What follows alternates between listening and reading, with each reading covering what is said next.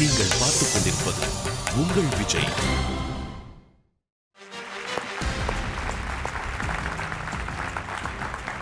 Welcome to Achi Masala Niya Nana, powered by 6crores.com, co-presented by Sunland Sunflower Oil. அனைவருக்கும் கோபிநாத்தின் அன்பு வணக்கம். குடியை கெடுக்கும் அப்படிங்கிற ஒரு விஷயம் ரொம்ப காலமாக ஊடகங்கள் மூலமாக, அரசுகள் மூலமாக, அரசியல் கட்சிகள் மூலமாக, தனிநபர்கள் மூலமாக எல்லாராலும் ஒரு பெரிய பரப்புரை செய்யப்பட்டு அது தவறு என்கிற விஷயத்தை தொடர்ந்து சொல்லிக்கிட்டே இருக்காங்க. அது பற்றின கேம்பெயினை பல வடிவங்களில் பள்ளிக்கூடத்து பிள்ளைகள்லேருந்து தொடங்கி எல்லாருக்கும் தொடர்ந்து செய்கிறாங்க. யாரும் இங்கே குடித்தல், மது பழக்கம் அப்படிங்கிறத ஆதரிக்கலை. என் தேசம் மக்கள் அது எவ்வளோ பெரிய ஆபத்தை உண்டாக்குது அப்படின்னு சொல்லியிருக்கோம். நடந்ததுனால குடியால் எப்படிப்பட்ட பாதிப்புகள் ஏற்படுகிறது அப்படின்னு சொல்லியிருக்கோம். அது நம்ம மட்டும் கிடையாது, எந்த மீடியாவை நீங்கள் எடுத்தாலுமே குடிப்பழக்கம் எவ்வளோ ஆபத்தானதுங்கிற ஒரு விஷயத்தை சொல்லிக்கிட்டே இருக்கு.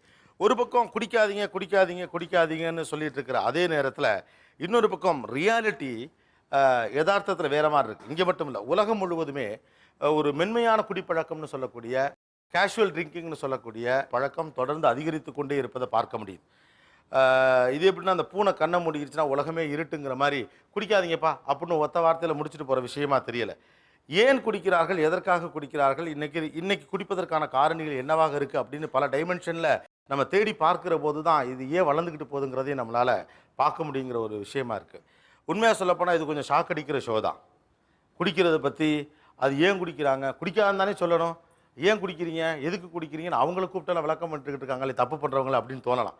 ஆனால் இன்னைக்கு குடிப்பதற்கான புறக்காரணிகளே மாறி போயிருக்கிறது. இது ஏன் நடந்துக்கிட்டு இருக்குங்கிற ஒரு விஷயத்தை குடும்பம் அப்படிங்கிற ஒரு அமைப்புக்குள்ளேருந்து கவனித்து பார்த்தோம்னா இதற்கான காரணங்கள், இது என்ன பிரச்சனையினால் உருவாகுதுங்கிறதெல்லாத்தையும் அனலைஸ் பண்ண முடியும்னு தோணுச்சு. ஸோ குடியும் குடும்பமும் அப்படிங்கிற ஒரு விஷயத்துக்குள்ளே போகிறப்ப மட்டும்தான் இந்த வெறும் குடிக்காதன்னு சொல்கிறத தாண்டி நீ ஏன் குடிக்கக்கூடாது அல்லது ஏன் குடிக்கிறாங்கங்கிறது தெரிஞ்சுக்கிறதுக்கும் ஒரு ஆப்ஷன் இருக்கும் அப்படிங்கிற ஐடியாவில் தான் இந்த ஷோவை நம்ம முன்வைக்கிறோம்.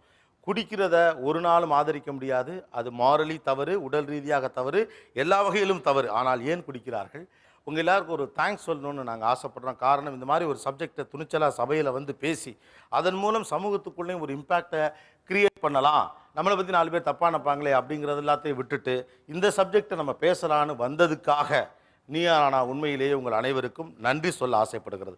Thanks a lot.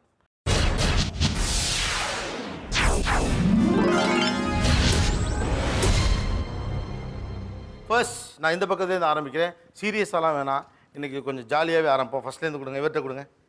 முன்னாலெல்லாம் பார்த்தீங்கன்னா குடிக்கிறது அப்படிங்கிறதுக்குன்னு ஒரு இது இருக்கும், ஒரு கல்லுக்கடையோ மதுபான கடையோ இருக்கும், அங்கே போய் குடிப்பாங்க, அதுக்குன்னு சில பேர் இருப்பாங்க அப்படின்னு இருக்கும். இன்றைக்கி குடிக்கிறவங்களோட எண்ணிக்கை அதிகமாகிடுச்சு. அதே மாதிரி குடிக்கிறதுக்கான காரணமும் அதிகமாகிடுச்சு. என்னென்ன மாதிரியான தருணங்களில் எல்லாம் நீங்கள் இந்த மது குடிக்கிறீர்கள்? ஆஃபீஸ் பார்ட்டி, ஏதாவது கேதரிங், அந்த ஃபேமிலி கேதரிங்ஸ், ரிலாக்ஸேஷன். வீட்டில் ரொம்ப டென்ஷன் பண்ணுறாங்க, ஸோ அப்பப்போ கொஞ்சம் வீட்டில் டென்ஷன் பண்ணுறப்பெல்லாம் அப்பப்போ கொஞ்சம், ஏன்னா பிஸ்னஸ் டென்ஷன் அது ஒன்று. ஸோ பிஸ்னஸ் டென்ஷன்லேருந்து ரிலீவ் ஆகிறதுக்காகவும் ரிலாக்ஸ் மைண்ட் செட்டுக்காகவும். எஸ். ஓகே, என்னென்ன தருணங்கள் எல்லாம் நீங்கள் ட்ரிங்க்ஸ் சாப்பிட்றீங்க அல்லது ட்ரிங்க்ஸ் சாப்பிட வேண்டிய சூழ்நிலை ஏற்படுது? இந்த சூழ்நிலை தான் குடிக்கணும் அவசியம் கிடையாது, மெயின் இன்டென்ஷன் குடிக்கணும். அதுக்கு உண்டான சந்தர்ப்ப சூழ்நிலை நம்மளா தான் அதாவது குடிக்கிறதுக்கான சூழ்நிலை நீங்களே உருவாக்கிட்டு குடிக்கிறீங்க. ஆமாம். ஓகே, எப்பொழுது நாம் குடிக்க தோணுகிறது? மெயின் சேலரி வர வந்து 2 நாளுக்கு அப்புறம். Okay, super. யதார்த்தமாக பேசுகிறீங்க, கரெக்ட். சம்பளம் வந்தோடனே 2ஆவது நாள் கையில் கொஞ்சம் நிறைய பணம் இருக்க மாதிரி இருக்கும், ஒரு மந்த்லி செலிப்ரேஷன் மாதிரி. கண்டிப்பாக. ஓகே, வேறு எப்பெல்லாம் குடிக்க தோணுது? அப்புறம் ஆக்சுவலி உண்மையாக சொல்ல போனேன்னா எனக்கு இந்த பிம்பிள்ஸ் எல்லாம் ஜாஸ்தி இருக்கும். ஓகே, ஹீட்டுக்காக பீர் அடிச்சா கம்மியாகும் ஹீட்டு அப்படின்னு சொன்னாங்க. அன்றைக்கி ஆரம்பிச்சுன்னு தான் சார், இன்னும் ஓடிட்டே இருக்கு. வேற என்ன, வேற உங்களுக்கு எந்தெந்த சூழ்நிலைகள் வேற தோணும்? லைக் ஆஃபீஸில் டென்ஷன் இருக்கும், பாஸ் அப்போ தான் ஏதாச்சும் டார்கெட் ஆகலன்னு கத்திட்டு இருப்பார். ஃபோன் இண்டஸ்ட்ரி மார்க்கெட்டிங்கா? ஆமாம் சார், மார்க்கெட்டிங்கில். ஸோ அந்த டைமில் டென்ஷன் குறைக்கிறதுக்கு போயிடுவோம். ஓகே, டென்ஷன் குறைக்கிறதுக்கு, ஹீட்டு குறைக்கிறதுக்கு, அப்புறம் சேலரி வந்த உடனே அதை கொண்டாடுறது. ஆமாம் சார். வேற எப்பெல்லாம் உங்களுக்கு குடிக்க தோணுது? மெயினாக பார்த்தீங்கன்னா ஆஃபீஸ் பார்ட்டி தான் sir. Office party. Second one வந்து ஃப்ரெண்டுங்களோட மேரேஜ் போகிறது. அதுவும் லோக்கல் கிடையாது, லாங்கில் எங்கேயாச்சும் ஒன் டே அங்கே ஸ்டே பண்ணுற மாதிரி இருந்தால் அப்போ தான் வீட்டுக்கு வரச்சு சான்ஸ்லாம் அங்கேயே சாப்பிட்டு தூங்கிடலாம். ஸோ இந்த கல்யாணத்துக்கு முதல் நாள். ஓகே, எனக்கான வாழ்க்கையை நான் வாழ நினைக்கும் பொழுது குடிக்கிறேன். அது என்ன?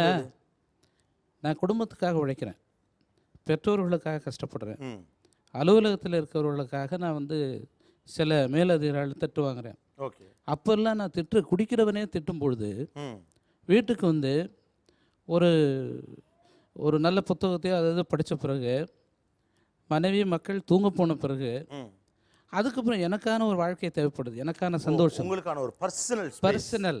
அலுவலகம், தொழில், குடும்பம், பெற்றோர்கள், நண்பர்கள் இவர்களை தவிர்த்து எனக்காக நான் வாழக்கூடிய ஒரு வாழ்க்கை எனக்கு தேவைப்படுகிறது. ஓகே. அந்த தனிமையில் எனக்கு பயம், அந்த தனிமை பயத்தை போக்குவதற்காக மட்டுமே பயன்படுத்துகிறேன். தனிமை என்னை பயமுறுத்துகிறது. பயத்திலிருந்து வெளியே வர குடிக்கிறேன். வெளியே வருவதற்காக குடிப்பழக்கத்தை தவிர வேற எதுவுமே நமக்கு சொல்லப்படவில்லை. எஸ். குடிக்கணும்னு முடிவு பண்ணாங்க. கால நேரம்லாம் கிடையாது சார். 6 மணிக்கு மேலே மணி அடிச்சிடும் சார். எவன் ஃப்ரெண்டுக்கிட்ட இருந்து ஃபோன் வருதுன்னு எதிர்பார்ப்பான் சார். எவன் முந்திக்கிறானோ அவன் கூட போயிடுறது தான். ஏன்னா குடிக்கணும்னு முடிவு பண்ணியாச்சு. இது காரியம்லாம் தேவையெல்லாம் கிடையாது. சோகத்தில் குடிக்கிறேன், சந்தோஷத்தில் குடிக்கிறேன் அப்படிங்கிறதெல்லாம் கிடையவே கிடையாது. மணி அடிக்கணும். ஒன்று செல்ஃபோன் மணி அடிக்கணும், இல்லை மண்டக்குள்ளே மணி அடிக்கணும். இது 2 ஒன்று அடித்தாலும் கரெக்டாக நேராக கட் பண்ண பார் தான். நான் எப்போல்லாம் குடிக்கிறேன் அப்படின்னு சொல்கிறத விட என்னை குடிக்க வச்சதே என் மனைவி தான். எங்கள் அப்பாவை பார்த்தியாலா எவ்வளோ ஜெய்ஜாண்டிக்காக இருக்கார், இதை குடித்ததுனால தான். எங்கள் மாமா மிலிட்டரியில் பார்த்தியா ஜெய்ஜாண்டிக்காக இருக்கார். அவர் கொஞ்சம் கொஞ்சம் குடிச்சார், அதனால் நல்லா இருக்காது. அதனால் நீங்கள் நோஞ்சானா இருக்கிறிய, கொஞ்சம் கொஞ்சம் சாப்பிட்டீங்கன்னா நீ நல்லா உப்பி வரலாம்னு சொன்னது. அப்படி பார்க்கும்போது நான் ஒரு 10 ml விட்டு நிறைய தண்ணியை ஊற்றி குடித்து மூக்கை பிடிச்சிக்கிட்டு தான் குடிக்கிறோம். ஐயோ, இது பாலை குடிக்கலாம், நல்லா சர்பத்தை குடிக்கலாம், இது எதுக்கு ஐயா குடிக்கிறான்னு நினச்சிக்கிட்டு எனக்கு உண்மையிலேயே அது வந்து ஆச்சரியம். இன்றைய வரைக்கும் சொல்கிறேன், அந்த கம்பல்சன் பார்ட்டி ஃப்ரெண்ட்ஸுக்காக செய்கிறமே தவிர அதில் ஒரு ஈடுபாடு எனக்கு உண்மை கிடையாது. ஓகே. இந்த பக்கத்தில் இருக்கவங்களாம் கேஷுவல் ட்ரிங்கர்ஸ் அப்படிங்கிற அந்த கேட்டகரிக்குள்ளே வர்றதா சொல்கிறாங்க. இவர்கள் குடிக்கிறார்கள் என்பது திருமணத்திற்கு பிறகு முதலில் உங்களுக்கு எப்போது தெரிந்தது? ஃபர்ஸ்ட் இங்கே கொடுங்க. இல்லை, எனக்கு அவ்வளோ பெருசாலாம் எதுவும் தெரியல. நார்மல் எப்பயாவது ஒரு டைம் தான். அதனால் எனக்கு அது ஒரு பெருசாக தெரில. ஏன்னா இது ஒரு தப்பான விஷயம் கிடையாது. எப்பயாவது ஒன்ஸ் குடிக்கிறாங்க, அவ்வளோதான். ஓகே. அக்கேஷனாக குடிக்கிறாங்க, ஓகே நினச்சி. இதில் எதுவும் தப்பு இல்லை. அடிக்கடி குடித்தா அது தப்பு. பட் எப்பயாவது ஒரு டைம் குடிக்கும்போது அதை நான் அக்செப்ட் ஓகே. பண்ணுறேன். நீங்கள் ஒன்றும் அதிர்ச்சி அடையலை, அவ்வளோதான். இல்லை, நான் எஸ். உங்களுக்கு எப்போது முதலில் தெரிய வந்தது? அப்போ உங்கள் ரியாக்ஷன் என்ன?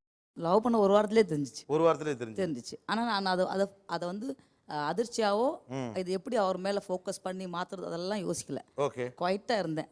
அது லவ் பண்ணுற பீரியட். கல்யாணம் தாலி கட்டியாச்சு, அதுக்கப்புறம் வேறு ரியாக்ஷன். அதுக்கப்புறம் வேறு ரியாக்ஷன். ஆமாம். ஸோ லவ் பண்ணும்போது சைலண்டாக இருந்தா அப்படின்னாரு. அது கேர்ள் ஃப்ரெண்டு. அது நடக்குமோ நடக்காது, அது வேற. இப்போ ஹஸ்பண்ட் ஒய்ஃப். ஓ, அவர் லவ் பண்ணையில குடிக்கிறது தெரிஞ்சப்ப கண்டுக்கல, அமைதியாக இருந்துட்டீங்க. அவ்வளோதான். சரி, கல்யாணத்துக்கு பிறகு we have a commitment. Yes. We have a relationship to go ahead. So we need to be disciplined. Then we decide to be disciplined about it. Okay. எப்போ உங்களுக்கு முதல் முறையாக தெரிஞ்சது? அடிக்கடி கல்யாணத்துக்கு அப்புறம் டூர் போக ஆரம்பிச்சாரு. டூர் போயிட்டு வந்தாலே ஒரு தனி சந்தோஷம் முகத்துல தெரியும். என்ன இவர் எப்போவுமே டூர் போனால் ஜென்ரலி பிஸ்னஸ் விஷயமா போகும்போது கஷ்டமாக தான் வந்து ரியாக்ஷன் கொடுக்கணும். பட் இவர் ஹாப்பியாக இருக்காரேன்னு பார்த்தா அங்கே இருக்கிற தனிமை நேரத்தை அவர் அழகாக பயன்படுத்திக்கிறாருன்றது புரிஞ்சுது. முதல்ல எனக்கு வந்து ரொம்ப சின்ன வயசுலேயே மேரேஜ் ஆச்சு. ஸோ எனக்கு அது வந்து எப்படி ரியாக்ட் பண்ணோன்னு கூட தெரியாமல் கோவம் தான் வந்து நின்றுது. பட் போக போக அவரோட நெசசிட்டி அந்த ஸ்பேஸுன்ற வரும்போது சரி நம்மளையும் நம்ம ஃபேமிலியும் பாதிக்காத வரைக்கும் பரவாயில்லை அப்படின்ற ஒரு சூழ்நிலையில இருந்தது. கோச்சிப்பேன், நான் பேசாம தூங்குவேன்.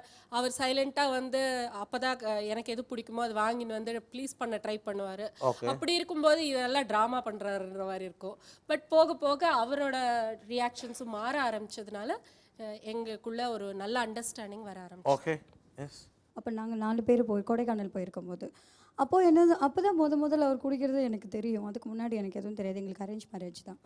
அப்போது மெடிக்கல் ரெப் ஆக்சுவலாக அவர் வரும்போது ரொம்ப டிப்டாப்பாக அப்படியே டைலாம் கட்டிட்டு தான் பொண்ணுலாம் பார்க்க வரும்போது வந்தார்.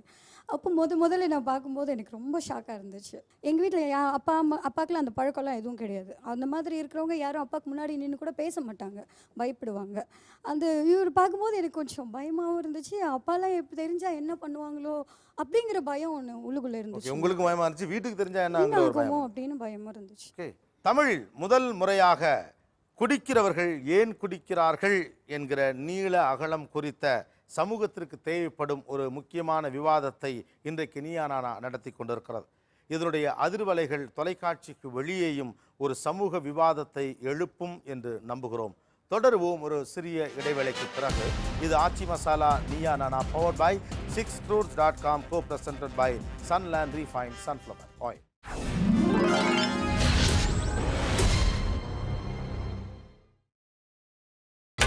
நீங்கள் பார்த்துக் கொண்டிருப்பது உங்கள் Vijay. Welcome back to Aachi masala Neeya Naana powered by 6crore.com co-presented by Sunland Refined Sunflower Oil. இவர்கள் குடிக்கிறார்கள் என்பது திருமணத்திற்கு பிறகு முதலில் உங்களுக்கு எப்போது தெரிந்தது? ஏன் இவர் அடிக்கடி லேட்டாக வராருன்னு கேட்டால் மீட்டிங் போனேன், கேஸ் பார்க்க வேண்டியிருந்தது அப்படின்னு சொல்லுவார். சரி நான் அப்படியே நம்பிட்டு இருந்தேன். அப்புறமே பார்த்தா இவர் குடிக்கிறாருன்னு எனக்கு மனசில் பட்டுச்சு. அப்போ கேட்கும்பொழுது ஆமாம் லைட்டாக சாப்பிட்றோம் அப்படின்னு சொன்னார். அப்போ மனசு ரொம்ப வேதனையாக தான் சார் இருந்தது. அழ ஆரம்பித்தோம். அழுதுங்களா? அழுதேன். இல்லைம்மா இனிமேட்டு சரியாயிடும், ஒன்றும் கவலைப்படாத, இது ஒன்று எப்போயாவது தானே செய்கிறோம், இது ஒன்றும் பெரிய தப்பு கிடையாது அப்படின்ற மாதிரி சொல்லுவார். உங்கள் கணவர் குடிக்கிறாருன்னு உங்களுக்கு தெரிஞ்ச பிறகு இது யாருக்கெல்லாம் தெரிஞ்சிடக்கூடாதுன்னு நீங்கள் கவலைப்பட்டீங்க, மறைக்க ஆரம்பிச்சிங்க? எங்கள் வீட்டில் இருக்கிறவங்களுக்கு யாருக்கும், எங்கள் வீட்டில் யாரும் குடிக்கிறது கிடையாது. எங்கள் அப்பா வந்து எங்கள் சைடில், எங்கள் அப்பாவுக்கு தெரியக்கூடாது நான் மெயினாக நினச்சேன். பக்கத்தில் எங்கள் வீட்டுக்காரர் ரொம்ப கஷ்டப்பட்டவருங்க. ஆரம்பத்துலேருந்து எதையுமே விரும்ப மாட்டார், எதுவுமே சாப்பிடவும் மாட்டார், கடையிலையும் எதுவும் வாங்கி சாப்பிட மாட்டாங்க. அதனால எனக்கு ஒரு ஆசை என்னென்னா இதாவது சாப்பிட்டு அவங்க நல்லா இருப்பாங்களா அப்படின்னு எனக்கு மனசில் ஒரு ஆசை. அருமையான பதில் சொல்கிறது நீங்கள் தாங்க. கணவரை குடின்னு நம்மளே சொல்கிறோமே அது தப்பு அப்படிங்கிற மாதிரி உங்களுக்கு தப்புங்கிறது தெரியும், தெரிஞ்சாலும் அவருக்கு ஒரு மனசுக்கு இதுவாச்சும் ஒரு தெம்பா இருக்கட்டுமே, இது சாப்பிட்டாச்சும் ஒரு மனசு திருப்தி அடையட்டுமே அப்படிங்கிற ஒரு ஆசையோ ஒரு பாசத்தினால தான் சார் நான் சொன்னது. முதல்ல எப்போ வாங்கி கொடுத்தீங்க? அது 5 வருஷம் ஆகுது. அது அப்போதான் எங்கள் மாமா வெளிநாட்டிலேருந்து வந்தார். சரி. அப்போ கொண்டுட்டு வந்தாங்க நிறையா. கொண்டுட்டு வந்ததை பார்த்தா எல்லாரும் வந்து சாப்பிட ஆரம்பிச்சிட்டாங்க. சரி சரி. சாப்பிட்டுட்டு எல்லாரும் விரும்பி சாப்பிடும்போது நம்ம வீட்டுக்காரர் மட்டும் அதை விரும்பவே இல்லையே அப்படின்ட்டு நான் தான் கம்பல் பண்ணி ஊற்றி கொஞ்சம் கொஞ்சம் கொடுத்து பார்த்தேன். அவருக்கு ஒம்பட்டு வாந்தி எடுத்துச்சு. எடுக்கிறதோட கம்பல் பண்ணி கொஞ்சம் கொஞ்சம் கொடுக்க ஆரம்பிச்சேன். இப்போ ஓவர் ஆயிட்டு குடிக்கட்டுமே அப்படின்னு. ஏன்னா பொதுவாக பெண்கள் குடிக்க எதிராகத்தான் இருப்பாங்க. அது ஏன்னா கஷ்டப்பட்டு எல்லாமே இருக்கு, சந்தோஷமா இருக்க மாட்டேங்கிறாரு, சந்தோஷமா இருக்கவும் மாட்டேங்கிறாரு, நிம்மதியாகவும் இருக்க மாட்டேங்கிறாரு. வாழ்க்கை பூரா ஒரு கஷ்டமா, இந்த ஒரு நிம்மதியாச்சும் இருக்கட்டுமே அவருக்கு வாழ்க்கையில. இது ஒரு ரியாலிட்டி, இது ஒரு ரியாலிட்டி, இப்படியும் இருக்கிறது உலகம் சார். அப்படின்னு நான் தான் விரும்பி குடிக்க வச்சது. ஓகே. இப்போ குடிக்கிறது டெய்லி கான்ட்ராக்ட் ஆரம்பிச்சிட்டாரு அவராது.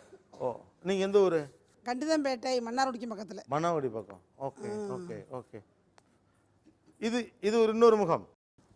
உங்க வீட்டுக்காரர் குடிக்கிறாருங்கிறது ஃபர்ஸ்ட் உங்களுக்கு எப்போ தெரிஞ்சுச்சு? குடிப்பழக்கம்லாம் எதுவும் இல்லைன்னு சொல்லிட்டு தான் மேரேஜ் பண்ணார்.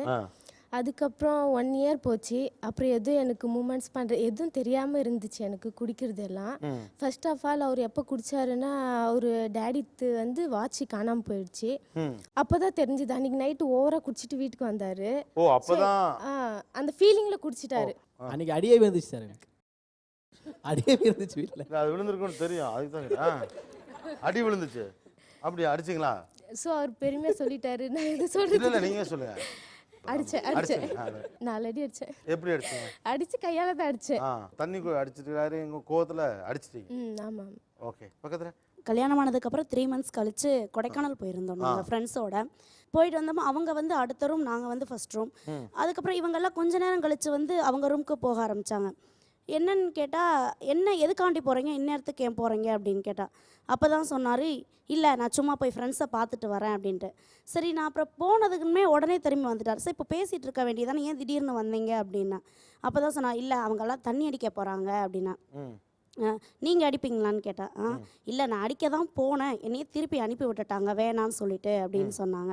சரி ஓகே, அப்போ நீங்கள் அடிப்பீங்களான்னுங்கிறது அப்போ தான் எனக்கு தெரியும்.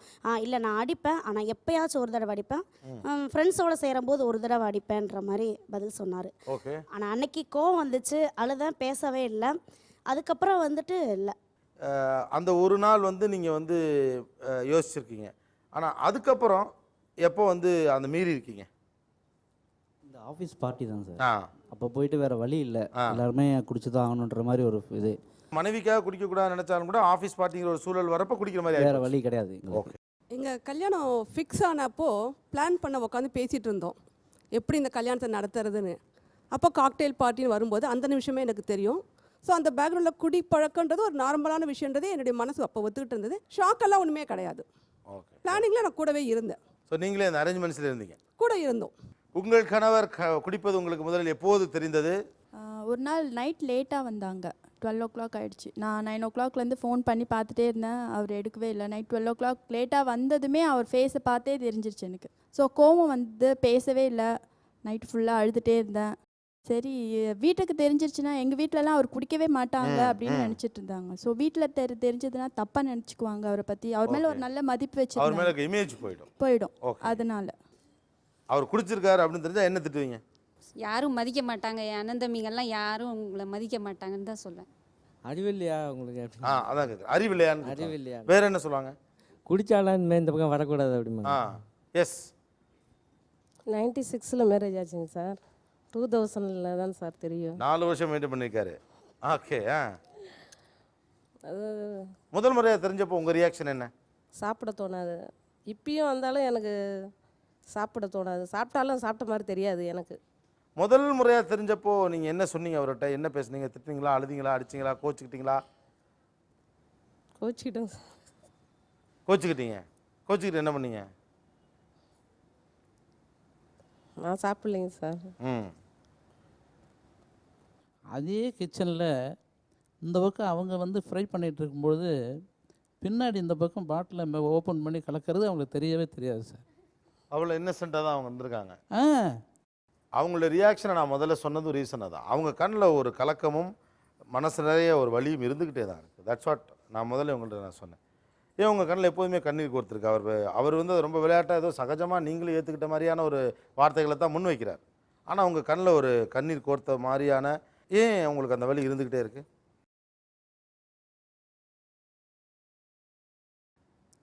இப்போ எங்களுடைய உறவினர் ஒருத்தவர் சார் கல்லீரலால் பாதிக்கப்பட்டு இறந்துட்டார். செத்து போயிட்டார்? ஆமாங்க சார். பயமாக இருக்கா? ஆமாங்க சார். என்ன முதல்ல எப்போ தெரிஞ்சு? ஒரு 1 இயர் கழிச்சு தான் சார் தெரிஞ்சது. யூஸ் பண்ணிட்டு அந்த கொய்யா இலையெல்லாம் சாப்பிட்டு வந்துடுவார். ஸ்மெல்லு தெரியாமல்? ஆமாம், தெரியாமல் இருக்கிறதுக்கு சாப்பிட்டு வந்துடுவார். அதுக்கப்புறம் நான் கேட்டதுக்கு அப்பயும் ஆனால் மழுப்பிட்டார்.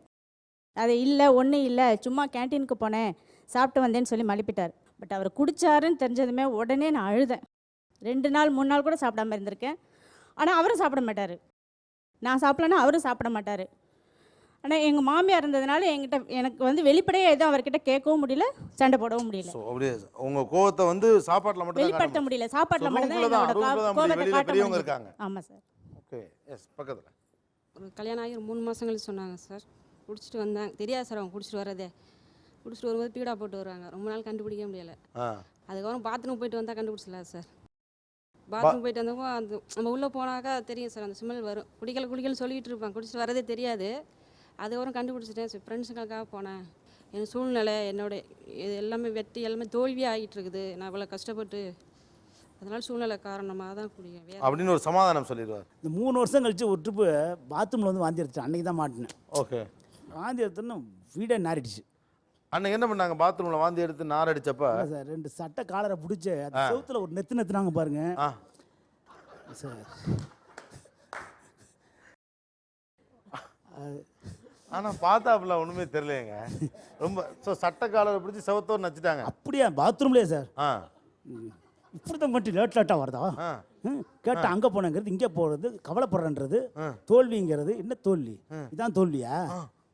அவனை ஈறு வச்சுக்கலாம் அவனுக்கு விட்டிட்டோம் அப்படின்னு அப்படியே மேலே தண்ணி தூக்கி விட்டு ஊற்றி பெட்டில் போட்டு படுக்க வச்சுட்டாங்க.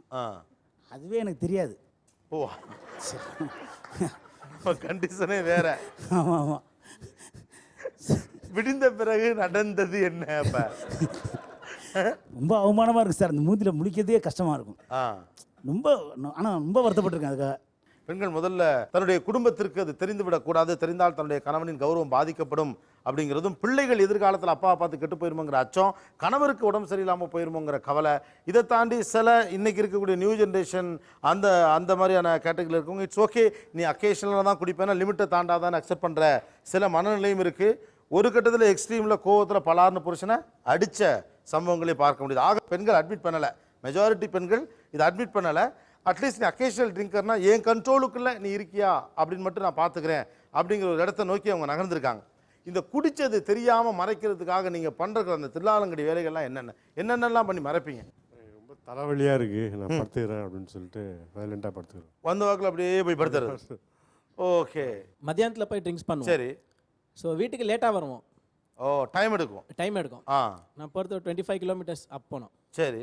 அதனால லேட்டாக வரும்போது அந்த நேச்சுரலாகவே அந்த ஸ்மெல் போயிடும். கம்மியாயிடும். ஆரம்பத்தில் தண்ணி அடிக்கும்பொழுது பூண்டும் பொட்டுக்கல்லையும் சாப்பிடுவோம். பூண்டும் பொட்டுக்கல்லையும் சாப்பிட்டா ஸ்மெல் வராது.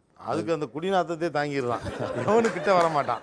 வேற அப்போ நம்ம டென்ஷனாக இருக்க மாதிரி அப்பயே திட்டிடணும் நம்ம. ஓ பயங்கரமாக திட்டிட்டு வீட்டுக்கு போகும்போது செம்ம சவுண்டு விட்டுறணும். அது பண்ணல இது பண்ணல, ஏன் கூட்டலாக்கு பெருக்கலாம் அப்படி இப்படின்னு சொல்லிட்டு எப்படினாலும் பக்கத்தில் வரமாட்டாங்க. ஓ ஓகே. அவங்களுடைய அருகாமையை தவிர்க்கலாம். தவிர்த்துட்டு எனக்கு வேற வேணாம், நான் எனக்கு சாப்பாடு வேணாம், ஒன்றும் வேணாம்னு சொல்லி செம்ம கோவப்பட்டு நான் போய் படுத்துடணும். சரி, எதா இருந்தாலும் உங்க காலில் பேசிக்குவோம் அப்படிங்கிற மாதிரி ஒரு மனநிலைக்கு அவங்களை தள்ளி விடுவோம். திடீர்னு ஒரு அண்ணன் ஃப்ரெண்டு கூட சேர்ந்து சாப்பிட்டு வந்துட்டேன். சாப்பிட்டு வந்து என்ன பண்ணேன், இவன் மார்க் கம்மியாக இருந்தான். இது தெரியக்கூடாதுங்க, நாம் குடிச்சிட்டு வந்ததுக்கு தெரியக்கூடாதுன்ட்டு வந்தான். ஹாய் டாடி அப்படின்னா, நீ என்கிட்ட பேச வேண்டிய அவசியம் இல்லைடா. இப்படி தான், நீ பேச வேண்டிய அவசியமே கிடையாது. இந்த பக்கம் திருப்பிட்டு. ஆமாம், வாட் டேட் டேட் என்னாச்சு உங்களுக்குன்னா, நீ பேசாத, சரி இங்கே வாங்க, நீங்கள் இங்கே வாங்க அப்படின்னா. எனக்கு தலை வலிக்குது, ஒன்று நினச்சே எனக்கு கவலை வந்துருச்சு, நான் போகிறேன்னு சொல்லிட்டு நேராக பெட்ரூம் போயிட்டேன். அப்போ கட்டாயமாக குடித்து விட்டு வீட்டுக்கு போகிற போது ஒரு குற்ற உணர்வு இருக்கத்தான் செய்யும். இருக்குது, டெஃபினட்டாக இருக்குது. ஒரு சின்ன பயம், மனைவியினுடைய முகத்தை பார்ப்பதற்கு பயப்படுகிறீர்கள். ஏதோ ஒரு வகையில் எல்லாருமே, அது ரொம்ப நாள் குடித்தாலும் சரி, எப்பயாவது குடித்தாலும் சரி, அது மனைவிக்கு தெரிய வேண்டாம் என்று நினைக்கக்கூடிய அளவுக்கு நம்முடைய ஒரு சொசைட்டி நம்மளை அப்படி தான் வளர்த்துருக்குங்கிறது ஒரு நல்ல விஷயம்தான். முதல்ல சொன்ன மாதிரி இது ஒரு கூர்மையான கத்தி வச்சு கிழிக்கிற விஷயம்தான். ஆனால் கிழிச்சு பார்க்குறப்ப தான் தெரியுது ஒரு சமூகத்தில் என்னென்ன அக்கேஷனில் ஒருவர் மது பழக்கத்தை நோக்கி நகருகிறார், அதை மாற்றுவதற்கு எதுவும் வாய்ப்பு இருக்குதா, அதை குடும்பங்கள் எப்படி பார்த்து கொண்டிருக்கின்றன அப்படின்னு. as I said earlier, இது குடிப்பழக்கத்தை ரொம்ப சாதாரணமான ஒரு விஷயமா மாறிப்போச்சுன்னு சொல்கிற ஷோ கிடையாது. நிறைய காரணிகள் குடிப்பழக்கத்திற்கு காரணமாக இருக்கிறது. இன்றைக்கி ரியாலிட்டியில் குடிப்பழக்கம் எப்படி இருக்கிறது, குடும்பமும் குடியும் எப்படி இருக்கிறது. ஒரு டாக்டர் உட்காந்து ஒரு சமூகத்தை பார்த்தா, குடிக்கிற பழக்கங்கிற விஷயத்துடைய பல்வேறு காரணிகளை பார்த்தா எப்படி பார்ப்பாங்களோ அப்படி இந்த ஷோவை எல்லாருமே பார்க்கணும் அப்படின்னு கேட்டுக்கிறோம். ஒரு சின்ன பிரேக்குக்கு அப்புறம் தொடர்ந்து பேசலாம். இது Aachi masala Neeya Naana, powered by 6crore.com, co-presented by Sunland Sunflower Oil. Stay tuned.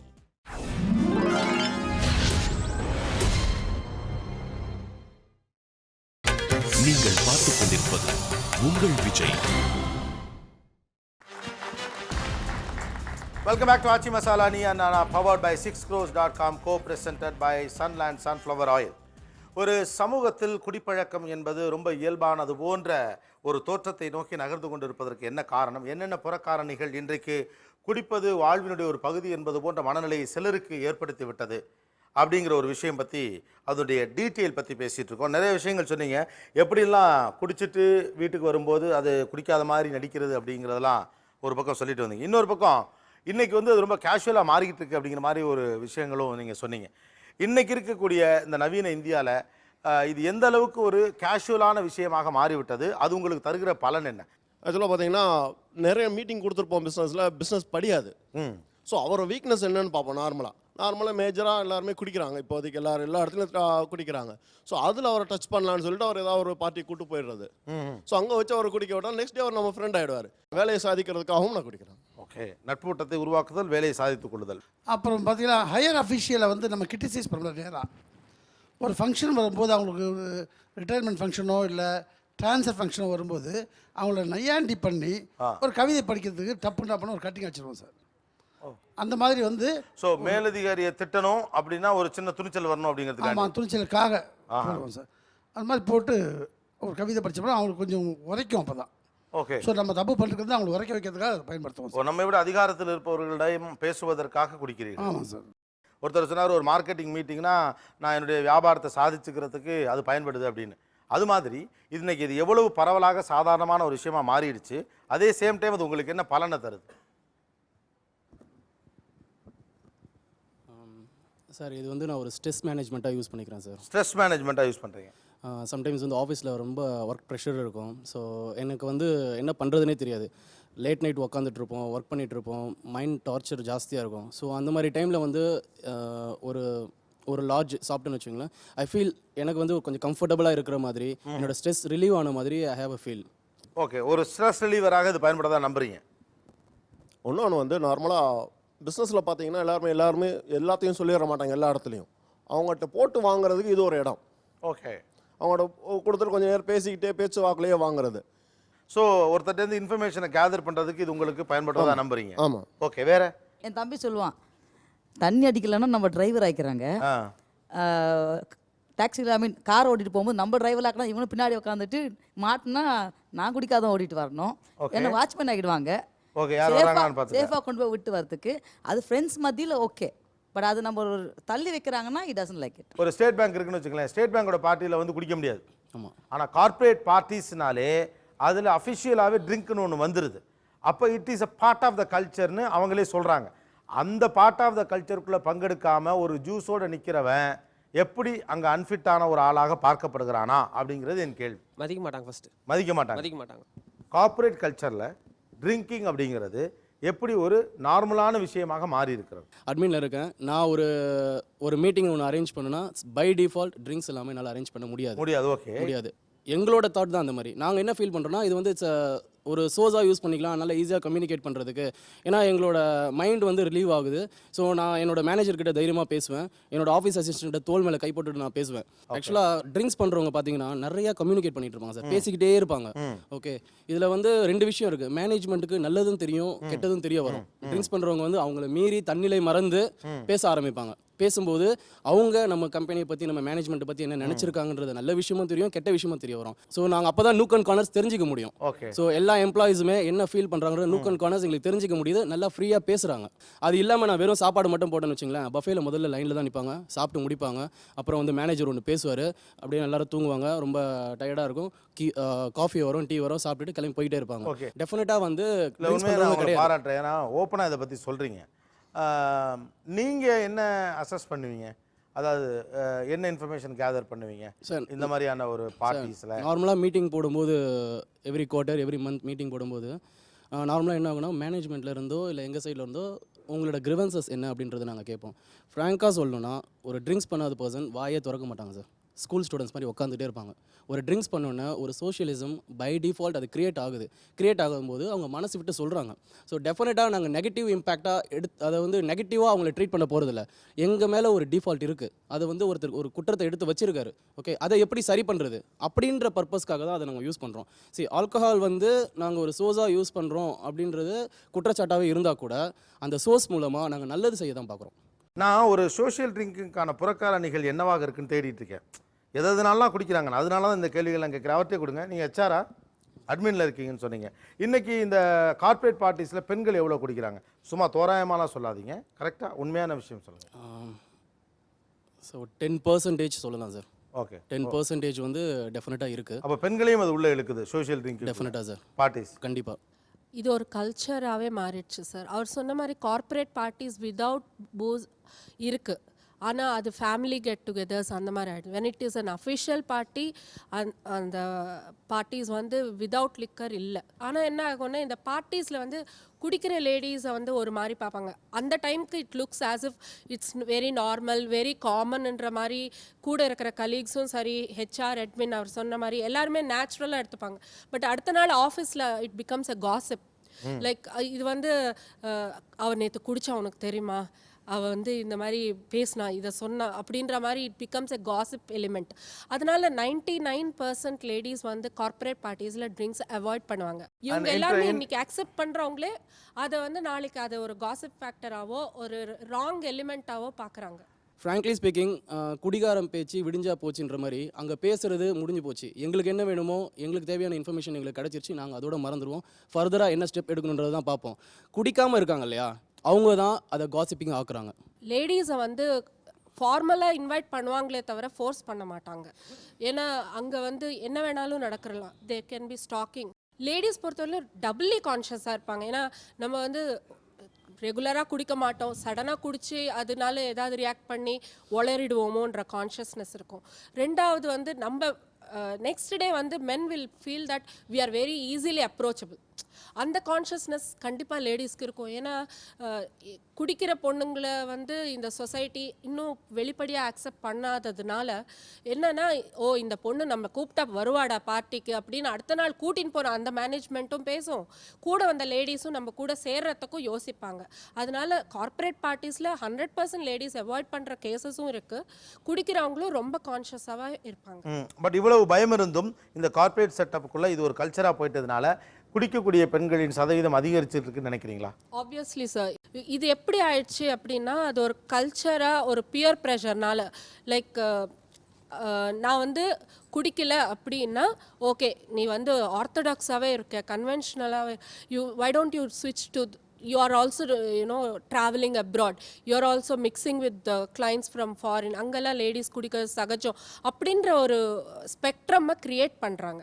வெராஸ் in fact western culture influence நம்ம நினைக்கிறது ரொம்ப தவறு. ஏன்னா வெஸ்டர்ன் கல்ச்சரில் கூட லேடிஸ் குடிக்காத ஃபேமிலிஸ் இருக்குது. கார்ப்பரேட் பார்ட்டிஸ் வந்து இப்போ நம்ம குடிக்க மாட்டோம்னு தெரிஞ்சால் அவங்களும் they will also try to avoid that. ஏன்னா that is a respect they give to us. ஆனால் இங்கே நம்ம அது பண்ணுறதில்ல. We think that this is a new tradition, this is a fashion to deal with இட்னு நினச்சிக்கிறோம். கார்ப்பரேட் செக்டரில் ஒரு பிஸ்னஸில் if a woman drinks, she want to prove that she can face a man face to face. Okay. She can prove that she can participate. She can prove that she want to be there between a male companion to finalize things, to be there, to show an attitude that I am there with you. Okay. அது prove பண்ணுறதுக்கு it's not about drinking and moving there, to be there, to steadily be there. So ஆணையும் பெண்ணையும் சமமான ஒரு பார்வையில் பார்க்கறதுக்கு we நாங்களே ஒரு போர்வை we carry it. கள்ளுண்ணாமையை போதித்த இந்த சமூகத்தில் இன்னைக்கு மது குடிக்கக்கூடாது அப்படிங்கிறது தான் தொடர்ந்து சொல்லப்படக்கூடிய விஷயம். ஆனால் அது வெவ்வேறு வடிவங்களில் வந்துக்கிட்டே இருக்குது. சோஷியல் ட்ரிங்கிங் அப்படிங்கிற ஒரு வார்த்தை கடந்த சில வருடங்களில் ரொம்ப பிரபலமாக மாறி, குடித்தல் என்பது ஒரு குற்றம்லாம் ஒன்றும் கிடையாது, அது ஒரு தீமை ஒன்றும் தந்துட போகிறதில்லை, இதில் என்ன இருக்குது அப்படிங்கிற மாதிரியான ஒரு போக்கை நோக்கி மூளைச்சலவை செய்யப்படுவதாக ஒரு குற்றச்சாட்டு இருக்கிறது. பட் சில காரணிகள் ஒரு ஐடியில் இருக்கவரையோ, பேங்கிங் செக்டரில் இருக்கவரையோ, அல்லது எந்த துறையில் இருக்கிறவரையோ குடிக்க வைப்பதற்கான சூழ்நிலையையும் ஏற்படுத்தி கொண்டே இருக்கிறது. இதன் பின்னணி என்னவாக இருக்க முடியும்? பேசலாம் ஒரு சிறிய இடைவேளைக்கு பிறகு. இது Aachi masala Neeya Naana, powered by 6crores.com, co-presented by Sunland Refined Sunflower Oil.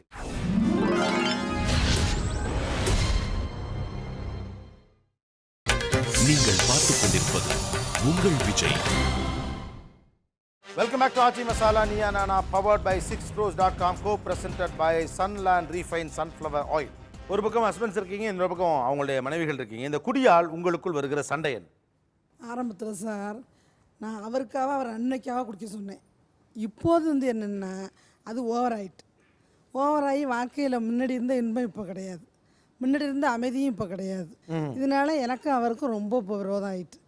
நானும் பேசுறது கிடையாது, வந்தாலும் எதுவும் பண்ணி எடுத்து சாப்பாட்டை போட்டுட்டு நாம் சாப்பிட்டு தூங்கிடுறது. அவர்கிட்ட கொடுங்க. அது மாதிரி ஒன்றும் இல்லை சார். அந்த இதனால தான் சண்டை வருது. நான் சொல்கிறது எல்லாரும் சொல்ல, அதனால சண்டை வராமல் தான் இருக்குது தவிர.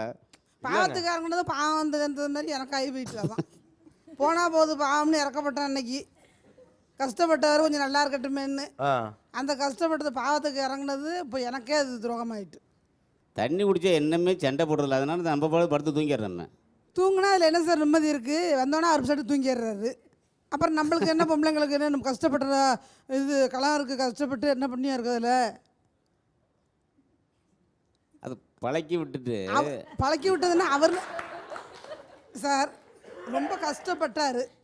ஆரம்பத்துலேருந்து கஷ்டப்பட்டு படித்து முன்னேறி வந்தார். அதனால அவருக்கு இறக்கப்பட்டு அவருக்கு பழக்கி விட்டது தப்புன்னு உணர்றீங்களா? தப்புன்னு உணர்றேன் சார். ஏன்னா இப்போ நம்மளுக்கு தானே தெரியுது வழி, பட்டு பார்த்தா தானே தெரியும்.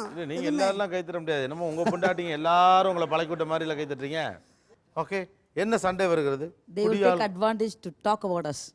அந்த சிச்சுவேஷன் வந்து அவங்களுக்கு நம்மள்ட்ட என்னெல்லாம் திட்டணும்னு இருந்துச்சோ இது ஒரு அட்வான்டேஜ் எடுத்துட்டு முன்னாள் கேட்டேன். நானா சொன்னேன், இல்ல டார்லிங் ஐ couldn't be அப்படின்றது. லிட்டில் ஜெனரலி எதுனா நம்மள சொல்லணும் திட்டினா உங்களுக்கு எப்படி தெரியும்? காலைல நான் தானே சண்டை போடுறேன் இல்லையா? அவருக்கு எப்படி தெரியும்?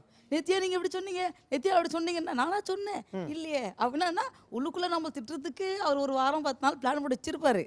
அது அன்றைக்கி உள்ளே போனோடனே கொஞ்சம் ட்ரிகர் ஆகிடும். ஆனால் சில விஷயங்கள் நமக்கும் பிடிக்காம இருக்கலாம். எல்லாமே பிடிக்கணுன்ற அவசியம் இல்லை. சில விஷயங்கள் பிடிக்கணும், அது அந்த நேரத்தில் சொல்ல முடியாது.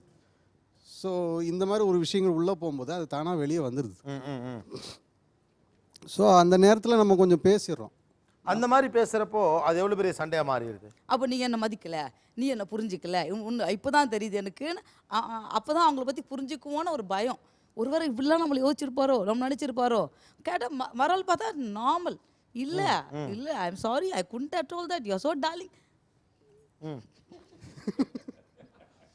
நீங்கள் எப்படி குறுகுறுன்னு பார்க்குறீங்க? அப்படி பார்க்காதீங்க. அவங்கள்ட்ட கொடுங்க. வீட்டில் இந்த குடியால் என்ன சண்டையெல்லாம் வருது அவங்ககிட்ட கொடுங்க. அன்னைக்கு விட்டுருவாங்க சார், நான் திட்டினா கூட வாங்கிக்குவாங்க. மறுநாள் எக்ஸ்ட்ரா ஒரு சட்னி, பூண்டு சட்னியோ இல்லை சட்னி அரைக்கலைன்னா அன்னைக்கு சண்டை.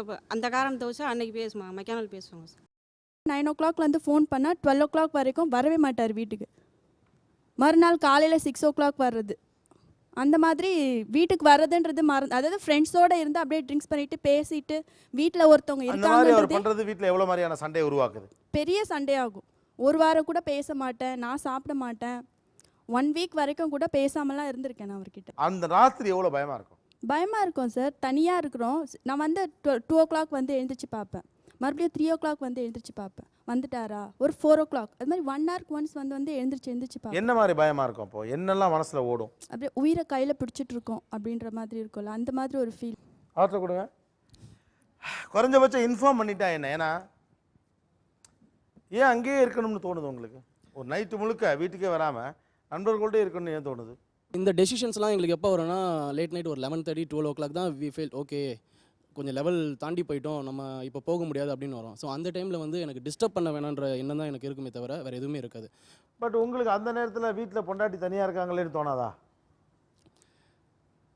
தோணியிருக்கு சார். அப்போது அதுக்கு என்ன பண்ணுறது? அப்போ என்ன பண்ணுவீங்க? இல்லை, அஃப்கோர்ஸ் நான் அக்செப்ட் பண்ணிக்கிறேன். நான் கம்யூனிகேஷன் வந்து சில சமயம் நான் இன்ஃபார்ம் பண்ணுறது கிடையாது அவங்கக்கிட்ட.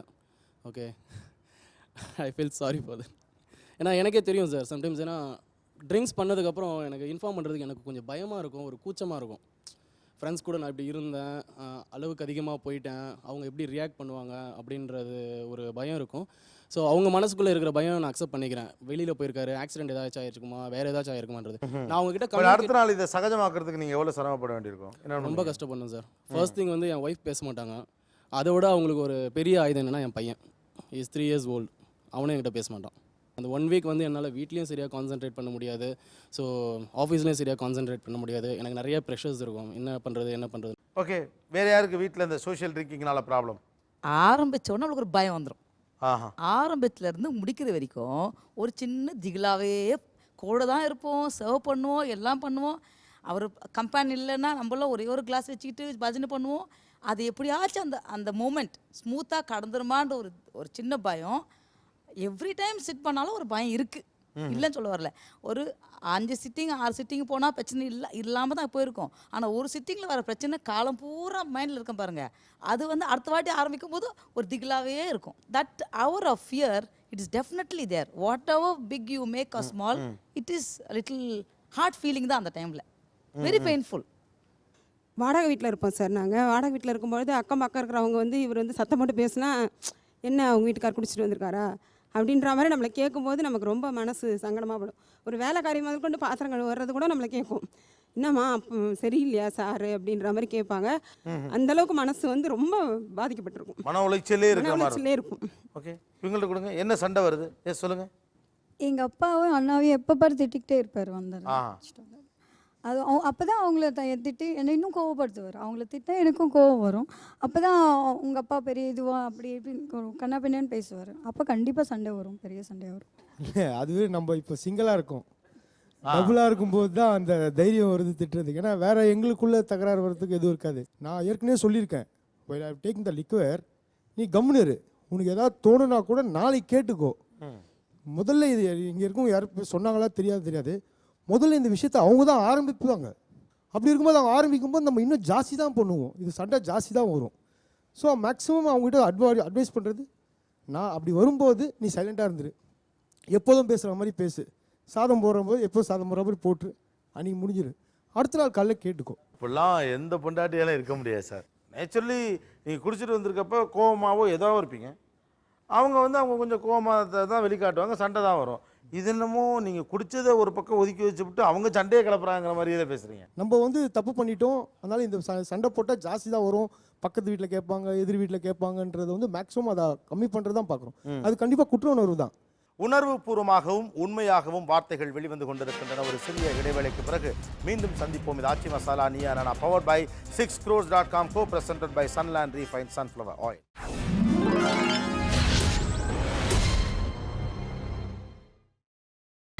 நீங்கள் பார்த்துக் கொண்டிருப்பது உங்கள் Vijay. Welcome back to Aachi masala Neeya Naana, powered by 6crores.com, co-presented by Sunland Refined Sunflower Oil. ஆண்கள் பக்கத்தில் சொல்லுங்களேன், இந்த குடிப்பதால் இந்த சோஷியல் திங்கிங்கால என்ன சண்டை வருது குடும்பத்துக்குள்ள? சார் நான் இப்போ நிறுத்திட்டேன். ஆனால் இதுக்கு முன்னாடி நான் ஸ்டார்டிங்கில் குடிச்சிட்டு இருக்கும்போது ஒரு தடவை ஒரு கத்தி வாங்கிட்டு வந்திருந்தேன் சார் நான் வீட்டுக்கு. ஒரு நாள் நைட்டு 12 மணி 1 மணி இருக்கும் சார். திடீர்னு என் ஒய்ஃபை கழுத்தை வெட்டத்துக்காக தூக்கிட்டேன் சார் கத்தி. அது பாதியில் ஞாபகம் வந்துச்சு எனக்கு. அந்த குடிவெறியினுடைய பாதியில் ஞாபகம் வந்து அப்போ அந்த கத்தியை தூக்கி போட்டு அப்படி போய் படுத்துட்டேன். வெட்டியிருந்தேன்னா இன்றைக்கி நான் ஜெயிலில் இருந்திருப்பேன் சார். அழகான மனைவி, என் குழந்தைகள் எல்லாம் இருப்பேன் சார். இன்றைக்கி நான் எவ்வளோ நல்லா இருக்கேன் சார். நான் இதை நீங்கள் கத்தி எடுத்து உங்கள் மனைவியை வெட்ட போனீங்க. சார் அவன் வெட்டுன்றேன் சார். வெட்டு என்னை வெட்டு, நான் செத்து போய்ட்றேன் அப்படின்னு சொல்கிறேன் சார். எனக்கு ஞாபகம் இல்லை, சுய உணர்வு கிடையாது. அந்த திடீர்னு வெட்டு வெட்டுன்னு அப்படி சொல்லும்போது எனக்கு ஞாபகம் வந்துருச்சு. ஐயோ கத்தி கையில் வெட்டியிருந்தா என்ன ஆகும், தூக்கி போட்டு அதுக்கப்புறம் போய் படுத்துட்டேன் சார். நான் அந்த இடையில நடந்த சம்பவம் என்னன்னே எனக்கு ஞாபகம் இல்லை. என்ன அந்த அளவுக்கு குடி, ஒரே மைண்டு வந்து ஒரு பக்கமாகவே எல்லாம் வெறி, அப்படி பயங்கர வெறி பிடிச்ச மாதிரி இருந்தேன் சார். நான் பைத்தியக்காரன் நினச்சா எப்படி இருக்கு? அழுகிறேனே சார். இப்போ நான் அழுகிறேன் சார். ஒரு நிமிஷமும் என் குழந்தைங்களை திட்டதில்லை, இப்போ என் மனைவியே அதிகமாக திட்டதில்லை. அப்போ நடந்த சம்பவத்தோடு போட்டு 5 வருஷம் சார் குறைஞ்சபட்சம் நான் படாத பாடுபட்டேன் சார். இப்போ நான் நல்லா இருக்கேன் சார். இப்போ எங்கள் மாமா நல்லா மரியாதையை நடத்துகிறாங்க, என்னை குடும்ப சார்ந்த குடும்பம் எல்லாம் நல்லா நடத்து. இப்போ குடிகாரன் ஒருத்தர் ரோட்டில் படுத்து கிடந்தா கூட அவனை இழுத்து வெளியே போகிறேன் சார். யாரும் தொடமாட்டாங்க, நான் இழுத்து போகிறேன் சார். அவனுக்கு முடியலையா கொஞ்சம் தண்ணி எடுத்து முகத்தில் தெளித்து விட்டு போகிறேன். வெயிலில் படுத்துருக்கானா ஏதாவது எடுத்து அவன் மேலே போட்டுவிட்டு போகிறேன். நான் இப்படி பட்டிருக்கேன் சார். அந்த பாட்டு எங்கள் அம்மா நான் குடிக்கும்போது முக்காடை போட்டுட்டு என் பின்னாடியே வருவாங்க சார். நான் எங்கெங்கெல்லாம் போய் என்னெல்லாம் குடித்தனோ எல்லாம் வந்து எல்லாம் பார்த்துட்டு வந்திருக்காங்க. ரொம்ப நாளாக எனக்கு தெரியாது. ஒரு நாள் சொல்கிறாங்க என்கிட்ட, நீ போயிட்டு வர்றதெல்லாம் நான் பார்த்துட்டு தானடா இருக்கேன் அப்படின்னு. எனக்கு எப்படி இருக்கும் சார், அந்த அம்மா சாகும்போது நான் குடிச்சிட்டு கிடக்கிறேன் சார். பக்கத்தில் அம்மா செத்துட்டாங்க, உயிர் போயிடுச்சு. அவங்களுக்கு வந்து ஃபுல்லாக இது ரத்தம் வந்து சோக்காகி இந்த இடத்துல வெடித்து செத்து கீழே கிடக்கிறாங்க. நல்லா டிவி பார்த்துட்டு சிரிச்ச அம்மா திடீர்னு கீழே விழுந்து செத்து கிடக்கிறாங்க. நான் பக்கத்தில் தான் படுத்திருக்கேன், பார்க்கல சார். நான் என் மிஸ்ஸஸ் உங்கள் அம்மா ஏன் இப்படி படுத்துருக்காங்க பாருங்க, நான் ஓடி வந்து எழுந்து பார்க்குறேன். அப்பவும் நான் போதையில் தான் இருக்கேன், சாதாரணமே இல்லை, பயங்கரமாக குடிச்சிருக்கேன். ஐயோ அம்மா அம்மா அம்மான்னு வாயில் ஊதுறேன், அப்படி பண்ணுறேன் இப்படி பண்ணுறேன், ஒன்றுமே இல்லை. என் குழந்தைங்க 2 பேத்தையும் மடியில் வச்சுட்டு டிவி பார்த்துட்டு சிரிச்சிட்டு இருந்த அம்மா. என் மனைவி மற்றவங்கெல்லாம் ஓடி போய் டாக்டரை கூப்பிட்டு வந்து பார்த்தா இறந்துட்டாங்கன்னு சொல்லிட்டார் டாக்டர். எல்லாம் சோக்காகி அந்த அம்மா என் பின்னாடியே சுற்றி வந்தாங்க சார். ஏம்மா என் மானத்தை வாங்குறேன்னு நான் அப்போ கேட்டேன். எங்கேயாவது நீ விழுந்துட்டீங்கன்னா நான் என்னடா பண்ணுவேன் அப்படின்னு சொன்ன அம்மா சார். அதெல்லாம் நினைக்கும் போது எனக்கு அப்படி குமுறுது சார் மனசு. அவர் கையில் கத்தி வச்சுருக்க போய் என்னை வெட்டுன்னு சொல்லக்கூடிய அளவுக்கு உங்களுக்கு அவ்வளவு நெருக்கடி இருந்துச்சா, மன உளைச்சல் இருந்துச்சா?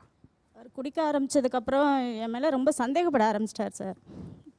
என் தம்பி அப்போ வீட்டில் கூட இருந்தான், அவனையும் என்னையும் வந்து தப்பாலாம் பேச ஆரம்பிச்சிட்டாரு. இந்த மாதிரி பேச்செல்லாம் கேட்டுட்டு நான் இருக்கிறத விட நான் செத்துறேன், நீ வெட்டுங்கோ அப்படின்னு சொல்லி சொன்னேன் நான். அது ஊர்லேருந்து எங்கள் அம்மா வாங்கி கொடுத்த கத்தி தான் அது. அதுக்கப்புறமா நினச்சிட்டு அழுதார், இதுக்கு தான் வாங்கி கொடுத்தாங்கன்னு சொல்லிட்டு அப்புறம் தூக்கி போட்டோம் நாங்கள். இன்னொரு நாள் வந்து நான் மண்ணெண்ணெய் ஊற்றியே கொளுத்திக்க போயிட்டேன் நான். அது எங்கள் வீட்டில் யாருக்குமே தெரியாது, எங்கள் ஃபேமிலியில் அம்மா அப்பா யாருக்குமே தெரியாது இது வரைக்கும்.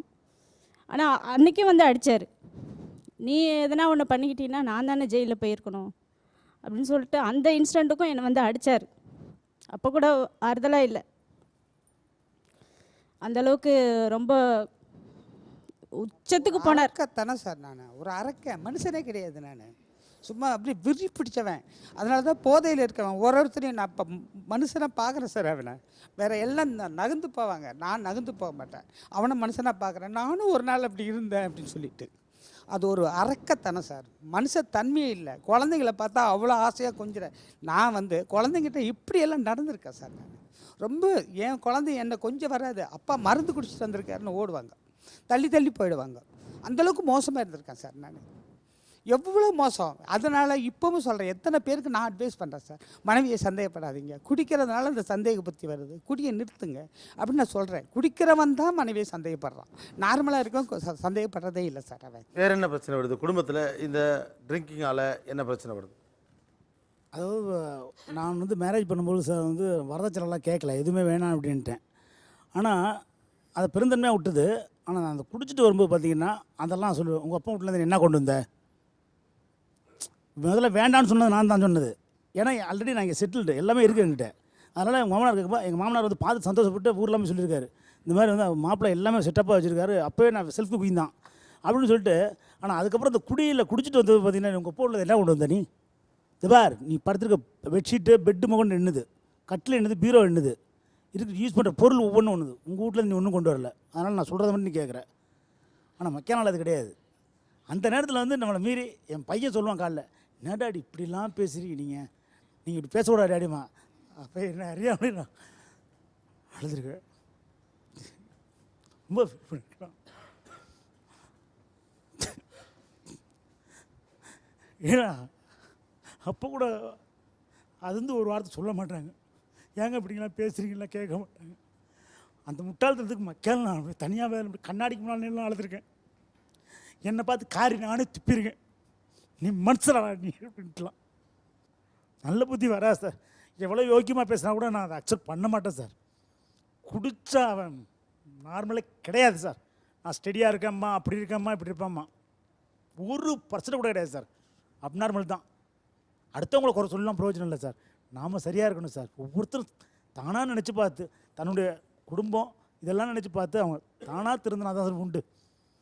குடி உங்கள் குழந்தைகளை எப்படி பாதிச்சிருச்சுன்னு நினைக்கிறேன்? மிகப்பெரிய பாதிப்பு சார். என் பையன் என் காலில் விழுதெல்லாம் அழுதுருக்கான் சார். வேணாம் டாடி, நீ நல்லா போகிறீங்க டாடி, காலில் போகும்போது சாயங்காலம் வரும்போது வேறு மாதிரி வர்றீங்க டாடி, எங்களுக்கு பயமாக இருக்குது டாடி அப்படிலாம் சொல்லியிருக்கேன். என் சின்னவன் என் கிட்டே வரமாட்டான், தூரமாக போய் நின்றுக்குவான், யாரும் எதிரியை பார்க்குற மாதிரி போய் நின்றுக்குவான். ரொம்ப தூரம் வந்துட்டேன் சார். அதிலேருந்து பிள்ளைங்க ரொம்ப பாதிக்கும் சார். அது குழந்தைகளை வந்து மிகப்பெரிய பாதிப்புக்குள்ளாக்கிடும். இது சாதாரண விஷயம் கிடையாது. மனோரீதியாக வந்து அவங்க ரொம்ப சஃபர் ஆகிடுறாங்க. அதாவது ஒரு பிள்ளை தன்னை விட்டு ஒதுங்கி போகுது, ஒருத்தன் காலில் கட்டி பிடிச்சி அழுகிறான், காலையில் நல்லா போகிறாப்பா, நைட்டு இப்படி வரீங்களேப்பான்னு இதெல்லாத்தையும் நைட்டு கேட்குறீங்க, உணர்ந்துட்டு தான் மறுநாள் காலையில் போகிறீங்க. ஆனால் மறுபடியும் அடுத்த நாள் மாலை எப்படி உங்களை இழுக்குது மறுபடியும் சார்? உள்ள அழுவான், இது பண்ணுவான். அதுதான் சார். அந்த அங்கே மனுஷனே இல்லைன்னு சொல்கிறாங்க, அது கிடையாது சார். அங்கே மக்கள் வந்து அது மறந்துட்டு அப்போ தான் பயம் இன்னும் ஜாஸ்தி வருது, இருந்தாலும் அதை செய்ய தோணுது. அது நம்ம பேசாமல் இருந்தால் கூட அதுக்கு 4 பேர் இருக்காங்க சார். அவங்களுக்கு குடிக்காமல் இருக்க முடியாதுங்கிறதுக்காக நம்மளை கம்பெனிக்கான சேர்த்துக்கிறாங்க. சரி, முதல்ல லைட்டாக ஆரம்பிச்சு அப்புறம் பார்த்தீங்கன்னா அது உச்சத்துக்கு போயிடுது. அந்த போயிட்டு வரும்போது பார்த்தீங்கன்னா ஐயோ புள்ள இன்னைக்கு வேணால் எப்படா மூஞ்சில் முழிக்கிறதுன்னு அவமானப்பட்டு தான் உள்ளே வர்றது, அவாய்ட் பண்ணிட்டு தான் போகிறது. சாப்பாடு கூட வேணாம் அப்படிங்கிற மாதிரி வரும்போது பார்த்தீங்கன்னா அவங்க. ஆனால் இந்த குடிகாரனோட பொண்டாட்டிங்க இருக்காங்க பாருங்கள் சார், உண்மையிலே தெய்வமும் அவங்களும் ஒன்று சார், வேறு வார்த்தை கிடையாது. என்ன எவ்வளோ பொறுமை தெரியுமா சார்? இன்னொருத்தவங்க குடிச்சிட்டு நம்ம பக்கத்தில் நமக்கு அந்த நாத்தம் தாங்க முடியாது சார். ஆனால் கூட அந்த குடுத்தனம் பண்ணுறாள் அந்த பொண்டாட்டி, அவள் உண்மையில சொல்கிற தெய்வத்துக்கு மேலானவள். எல்லாத்தையும் சகிச்சுக்கிட்டு வேறு வாழ்ந்தே ஆகணும் ஒரு கட்டாயத்துக்குள்ளே நம்ம சமுதாய அமைப்பில் இருக்கிறதுனால உண்மையிலே பெரிய விஷயம். இந்த குழந்தைங்களையும் காப்பாற்றி நம்மளையும் காப்பாற்றி நல்லா இருக்கணும்னு நினச்சி நம்ம என்ன தான் திட்டினாலும் சரி, அசிங்கமாக திட்டினாலும் சரி, அதெல்லாம் பொறுத்துக்கிட்டு வேறு வார்த்தை தோணலை எனக்கு. கோபி சார், ஆஃப்டர் 7 அவங்களுக்கு உலகமே கிடையாது. நான் வந்து I'm talking from my father, I have seen him from my childhood trunked.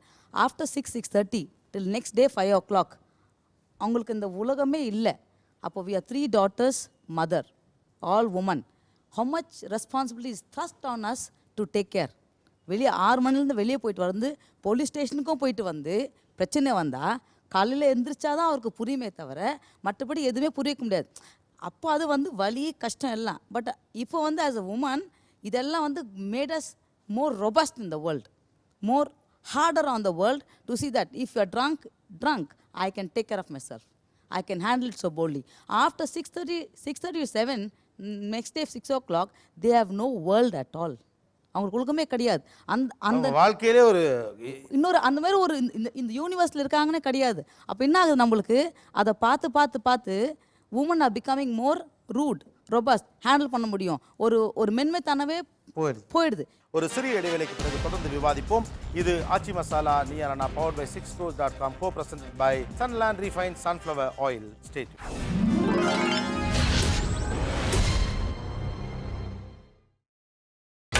நீங்கள் பார்த்துக் கொண்டிருப்பது உங்கள் Vijay. Welcome back to Aachi masala Neeya Naana powered by 6crores.com co-presented by Sunland Refined Sunflower Oil. என்னதான் எங்களுடைய கணவர் குடிப்பதை பரவாயில்லை என்று நாங்கள் ஏற்றுக்கொண்டாலும் கூட மனதளவுக்குள் அவருக்கு ஏதாவது ஆகிவிடுமோ, பிள்ளைகளின் எதிர்காலம் பாதிக்கப்படுமோ, உறவுகள் கேவலமாக பேசிவிடுமோ, பிள்ளைகளே கூட கணவரை மதிக்காமல் போய்விடுவார்களோ என்ற நிறைய மன சஞ்சலங்களோடு தான் எங்களுடைய வாழ்க்கை நகருகிறது என்கிறார்கள் பெண்கள். என்ன சொல்லுகிறார்கள் ஆண்கள்? இதற்கு பதிலாக பேசலாம். சோஷியல் ட்ரிங்கிங்னு ஆரம்பிக்கப்படுறது அக்கேஷ்னல் ட்ரிங்கிங்காக மாறும்போது இது ஃபேமிலியை ரொம்ப டிஸ்டர்ப் பண்ணுது. அதனால் அவர் சொன்ன மாதிரி குழந்தைங்க வந்து என்னென்னா அப்பா பார்க்காதப்போ அந்த லிக்கரை கொண்டு போய் வாஷ் பேசினில் ஊற்றின குழந்தைங்களையும் நான் பார்த்துருக்கேன்.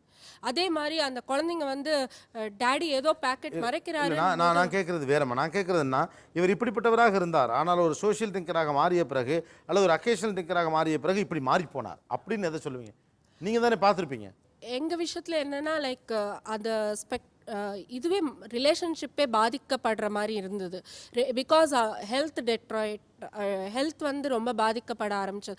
அதனால் இப்போது வந்து அவர் கம்ப்ளீட்லி ஸ்டாப் பண்ணி ரொம்ப rare like once in 3 months once in 2 months எப்போவாது தான் பண்ணுறேன். பட் அது வந்து நம்மளா வந்து அது வாங்கி தான் தெரிஞ்சுக்கணும் அப்படின்னும் போது தான் கஷ்டமாக இருக்குது. ஆரம்பத்தில் இப்படி இருந்தார், ஒரு சோஷியல் திங்கராக மாறிய பிறகு இப்படி மாறிவிட்டார். அவருடைய குணத்தில் இது மாறிடுச்சு அப்படின்னு எதை சொல்லுவீங்க? அவங்க அப்பாவும் ரொம்ப தண்ணி அடிப்பாங்க. அவங்க அம்மாவை அடிச்சிருக்காங்க.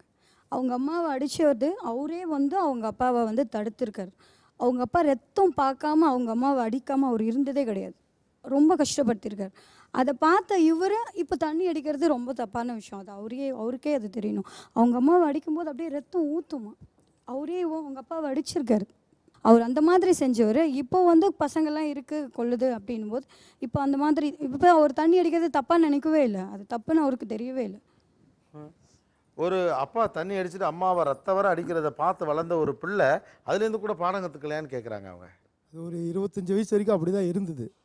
அதான் இப்போ மாதிரி அதுக்கப்புறம் தான் அந்த 25 வயசு மேலே தானே 25 வயசு வரைக்கும் after completion my degree I was working in wine shop as a cashier. Okay. அந்த 3 வருஷம் அங்கே கேஷியராக இருக்கும்போது நான் சாப்பிட்டதே கிடையாது. ஸோ நான் தான் அது கணக்கு எடுப்பேன், நான் தான் பண்ணுவேன், எல்லாமே பண்ணுவேன். அப்போ எந்த தருணம் உங்களை குடிக்க வச்சது? அதை முடிச்சுட்டு வெளியே வந்து ஒரு மார்க்கெட்டிங் ஃபீல்டுக்கு வந்தேன். ஸோ அந்த தருணம் தான் மெயின் எனக்கு. மார்க்கெட்டிங் வந்தோடனே அந்த மீட்டிங் இப்போ எல்லாரும் அதெல்லாம் பேசிட்டோம். ஓகே. பட் என்ன காரணம்னே மார்க்கெட்டிங் இண்டஸ்ட்ரியில் இருக்கிறீங்க, டார்கெட் அச்சீவ் பண்ண முடியாமல் அல்லது மேனேஜர் உங்களை திட்டுறதுல அந்த ப்ரெஷர் தாங்காமல் அப்படி குடிக்க ஆரம்பிச்சிங்களான்னு கேட்குறேன். இல்லை, ஃபஸ்ட்டு இது வந்து மீட்டிங் வந்து நம்மளை என்கரேஜ் பண்ணுறது தான் பார்ட்டியே வச்சாங்க. அது ஆஃபீஸ் பார்ட்டி. நீங்கள் சொல்கிற மாதிரி அப்சல்யூட்லி 31ஆம் வந்தாலுமே ஒரு பயம் வந்துடும் அந்த டார்கெட் முடியலன்னு. அதில் தண்ணி அடித்ததும் ஜாஸ்தி. அதே மாதிரி காரணங்கள் வந்து நிறைய சொல்லிகிட்டே போகலாம். வீட்டில் ஒரு பிரச்சனை காரணம் இல்லை. ஏன்னா மெயினாக மார்க்கெட்டிங்கில் இருக்கும்போது தான் நம்ம குடிக்கவே ஆரம்பித்தோம். இப்போ ஐ எம் நாட் இந்த marketing, I am doing my own business. So இப்போ எல்லாமே அப்போ பார்த்தோன்னே சரி அப்பா இப்படி இருந்தார் சொல்லிட்டு இப்போ அதாவது இப்போ 42 இயர்ஸில் தான் நம்ம திருந்தி வெளியே வரும். பட் இன்றைக்கி வந்து எங்கள் அப்பா எங்கிட்ட நடந்த மாதிரியும் நான் என் பையன்கிட்ட நான் நடக்கிறதே இல்லை. I am very close to my. But still 25 வயசு வரைக்கும் குடிக்காமல் இருந்தவர், ஒயின் ஷாப்பில் வேலை பார்த்தப்பையும் குடிக்காமல் இருந்தவர் நீங்கள், அதுக்கப்புறம் குடிக்க ஆரம்பிச்சிருக்கீங்க. உங்களுக்கு உங்களை பற்றி இப்போ நல்லா தெரியும். கண்டிப்பாக. குடிக்க ஆரம்பித்த பிறகு உங்களுடைய குணம் என்னெல்லாம் மாறிடுச்சு நீங்களே நினைக்கிறீங்க? குணம் மாறிடுச்சுன்னா நிறைய கோவம் வருது. அதுக்கு முன்னாடி கோவமே வராது. இவருடைய குணத்தில் என்னென்ன மாறி இருக்குன்னு நீங்கள் நினைக்கிறீங்க? இது இப்போ ஒன்றுமே ஆகாதுன்னு நினச்சிருப்போம். சாதாரண விஷயத்த கூட அன்றைக்கி பெரிய சண்டையாக்கிட்டு வர அவ்வளோ பெரிய சண்டை. அவர் குடிச்சிட்டு வர அன்னைக்கு உங்களுக்கு எவ்வளோ பயமாக இருக்கும்? ஜாலியாக பேசுகிறதும் இருக்குது. ஆனால் சண்டை எது வரும்னு தெரியாத அளவுக்கு ஒரு மனநிலையில் தான் இருப்பேன். இது வந்துடுமா, இல்லை சண்டை வருமா, இல்லை பிரச்சனையே இல்லாமல் இருக்குமா அப்படிங்கிறது ரொம்ப டவுட்டாக தான் இருக்கும். குடிக்க ஆரம்பித்த பிறகு உங்கள் கணவரின் எந்த குணம் மாறிவிட்டது? ஹைட் அண்ட் சீக் விளையாடுவாங்க சார். ஆ இது எப்படின்னா லைக் எல்லாருக்கும் முன்னாடி வராமல் இன்ட்ரோவர்ட் ஆகிட்டு சைலண்ட்டாக போய் அவர் சொன்ன மாதிரி படுத்துக்கிறது, அந்த மாதிரி என்னென்னா லைக் ரொம்ப பேச்சு கொடுக்காம அப்படியே. ஜென்ரலாகவே ஜென்ஸ் வீட்டில் ரொம்ப பேச மாட்டாங்க. குடிச்சிட்டு வரும்போது இன்னும் கொஞ்சம் ஹைட் அண்ட் சீக் விளையாடி அவாய்ட் பண்ணிடுவாங்க சோஷியலாக பழகிறதோ, இல்லை யாராவது வந்தால் கூட நான் வீட்டில் இல்லைன்னு சொல்லு, அந்த மாதிரி ஒரு ரியாக்ஷன்ஸ் தான் காட்டுவாங்க. பரவாயில்ல விடுங்க, நான் ஆண்கள்கிட்ட கேட்டுக்கிறேன் இதை. ஏன்னா இது கொஞ்சம் சங்கடம் மனைவி சொல்கிறது. குடித்தால் பல நன்மைகள் உண்டு அப்படிங்கிறதுலாம் நீங்கள் அழகாக சொன்னீங்க. நாட்டுக்கு, தகவலுக்கு, உலக மக்களுக்கெல்லாம் கூட எடுத்து சொன்னீங்க. நீங்களே சொல்லுங்கள், உங்கள் குணம் குடித்ததால் என்னென்னலாம் மாறிப்போச்சு? ஏன்னா உங்களுக்கு நல்லா தெரியும். எதையும் மறைக்கக்கூடாது பார்ப்பேன், ஓப்பனாக இருக்கணும்னு பார்ப்பேன். இதுக்கப்புறம் சில விஷயங்களை மறைக்க தோணுது, பொய் சொல்ல தோணுது. அவங்க ஓகே, பொய் சொல்ல தோணுது, மறைக்க தோணுது. மறைக்க தோணுது. ம் ம் ம் பொய் சொல்ல ஆரம்பிச்சிருக்கேன் சார். பொய் சொல்ல ஆரம்பிச்சிருக்கீங்க. அதே வேலை தான் சார், பொய் தான் சார். பொய் நிறைய பொய் மேலே பொய் அதிகரிச்சிருக்கு. அதாவது நான் வந்து எதுவாக இருந்தாலும் என் ஒய்ஃப்ட்ட ஷேர் பண்ணிக்குவேன். பட் இப்போ வந்து கொஞ்சம் சமீபத்தில் கொஞ்ச நாளாக வந்துட்டு யார் கூட போனேன்றதை வந்து சொல்ல மாட்டேன். சொல்ல முடியாது. ரைடிங்கில் இருக்கிறது. பக்கத்தில் கொடுங்க. மனைவியை அடிக்க முடியாது, ஆனால் அதுக்கு பதிலாக பையனை போட்டு அடிக்கிறது. பையனை போட்டு அடிக்கிறது. அடிக்க ஆரம்பிச்சேன்னா ஒரு ஸ்டேஜில் விட்டுறது இல்லை, கோவரப்பெல்லாம் போய் திருப்பி திருப்பி அடிக்கிறது. பையன் வந்து ஆசைப்பட்டு பர்ச்சேஸ் பண்ணுறப்போ கேட்பான், 20 ரூபாய்க்கு ஜாமான் வாங்கி 200 ஜாமான் கேட்பான், பொருள் கேட்பான். அவனுக்கு அதை வாங்கி கொடுக்க முடியாமல் 20 ரூபாய்க்கு பொருள் வாங்கிக்கோடா அப்படின்னு சொல்லி வாங்கி வச்சுட்டு நான் 500 ரூபாய்க்கு தண்ணி அடிப்பேன். 500 ரூபாய்க்கு தண்ணி அடிப்பேன் சார். நான் அந்த ஸ்கூல் போய் நான் பார்த்ததில்ல சார்.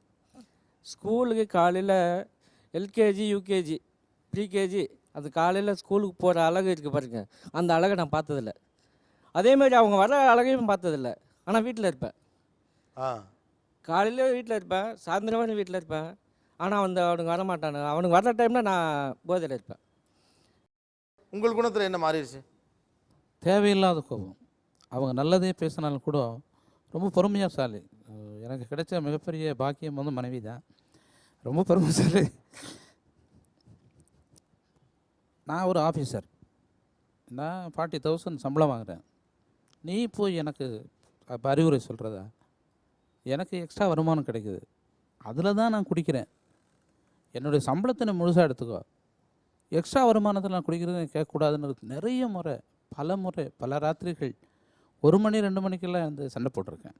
நான் 10 மணிக்கு உட்காந்து 8 மணி வரைக்கும் ஒரு ஆசிய மேனேஜராக ஒரு 1000 பேருக்கு அறிவுரை சொல்லக்கூடிய ஆள், 7 மணிக்கு மேலே வந்து தனிப்பட்ட ஒரு மனைவியை வந்து கொடுமைப்படுத்துகிறோமேங்கிற உறுத்துதல் இருந்துக்கிட்டே இருக்கும்.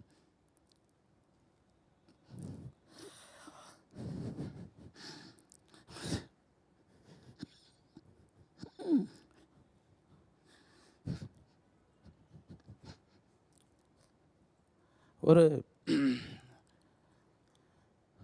அந்த உறுத்துதல் காலையில் தெரியும். நான் தினசரி சந்தோஷமாக இருக்கும்போது பூ வாங்கிட்டு வருவேன் சார்.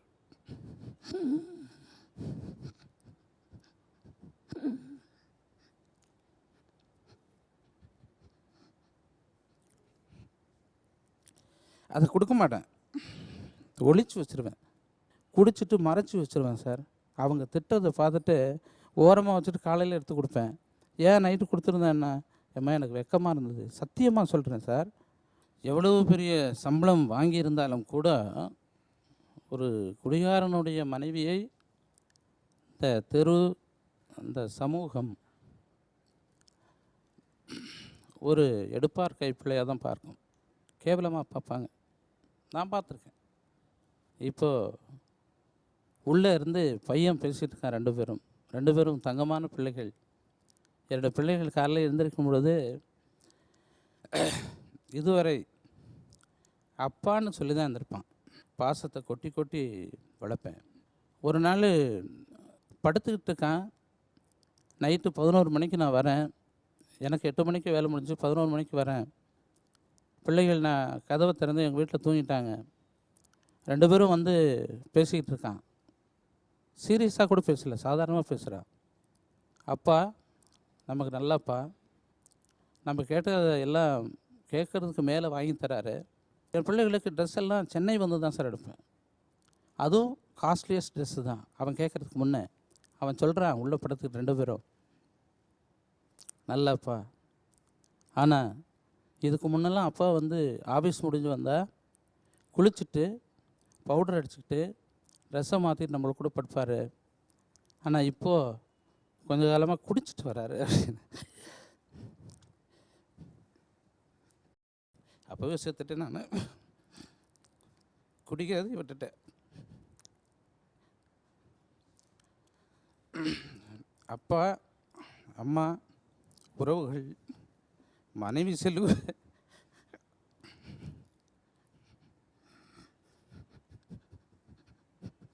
மனைவி சண்டைப்பட்டு கூட கேட்கல. என்னுடைய பிள்ளைகள் என்ன தெரியாமல் அவங்களாவே பேசிகிட்டு இருக்கிறாங்க. அந்த நேரத்தில் தூக்கி பாட்டில் உடைச்சேன் சார். அந்த பிள்ளைகள் அந்த படுக்கையறையில் பேசிட்டு நான் மறைக்கிறதுக்காக சாண்டல் பவுடர், சாரு சொன்ன மாதிரி கொய்யாப்பழம், கொய்யா இலை எல்லாத்தையும் பண்ணிட்டு போவேன். அந்த நாத்தத்தை தாங்கிக்கிட்டு அந்த அந்த கொடூரமானது அந்த அந்த ஸ்மெல்லு பார்த்திங்கன்னா இப்போது எனக்கு வாமிட் வருது. அந்த நாத்தத்தை தாங்கிட்டு ஒருத்தன் என் தோள் மேலே இந்த பக்கம் கிடப்பான், இந்த பக்கம் ஒருத்தன் கிடப்பான். காலையில் கேட்பான், எப்பா நேற்று நீ பார்க்க போடலையா அப்படின்பா. செத்து பிடிச்சிருக்கேன் சார். என் பிள்ளைகள் இப்போ 2 பேருமே நல்ல ஸ்கூலில் சேர்த்துருக்கேன். ஒரே ஒரு முறை சொன்னாங்க, அப்பா நல்ல அப்பா, குடிக்கலைன்னா இன்னும் நல்ல அப்பான்னு சொல்லும் பொழுது அப்போ தூக்கி போட்டது தான் சார். இன்னை வரைக்கும் அந்த குடின்றதை நான் வந்து எனக்கு நினைக்கவோ எனக்கு இது பண்ணவோ தோணலை. என்னுடைய மனைவி என்னை கண்டித்ததே கிடையாது. எளிமையாக சொல்லுவாங்க, இது தப்புன்னு சொல்லுவாங்க. அது எனக்கு இன்னும் கொஞ்சம் கண்டிப்பாக என் கூட இருந்திருக்கலாமோ அப்படின்னு நினச்சிருக்கேன். உணர்வு பூர்வமாகவும் உண்மையாகவும் வார்த்தைகள் வெளிவந்து கொண்டிருக்கின்றன. ஒரு சிறிய இடைவேளைக்கு பிறகு மீண்டும் சந்திப்போம். இது Aachi masala Neeya Naana, powered by 6crores.com, co-presented by Sunland Refined Sunflower Oil.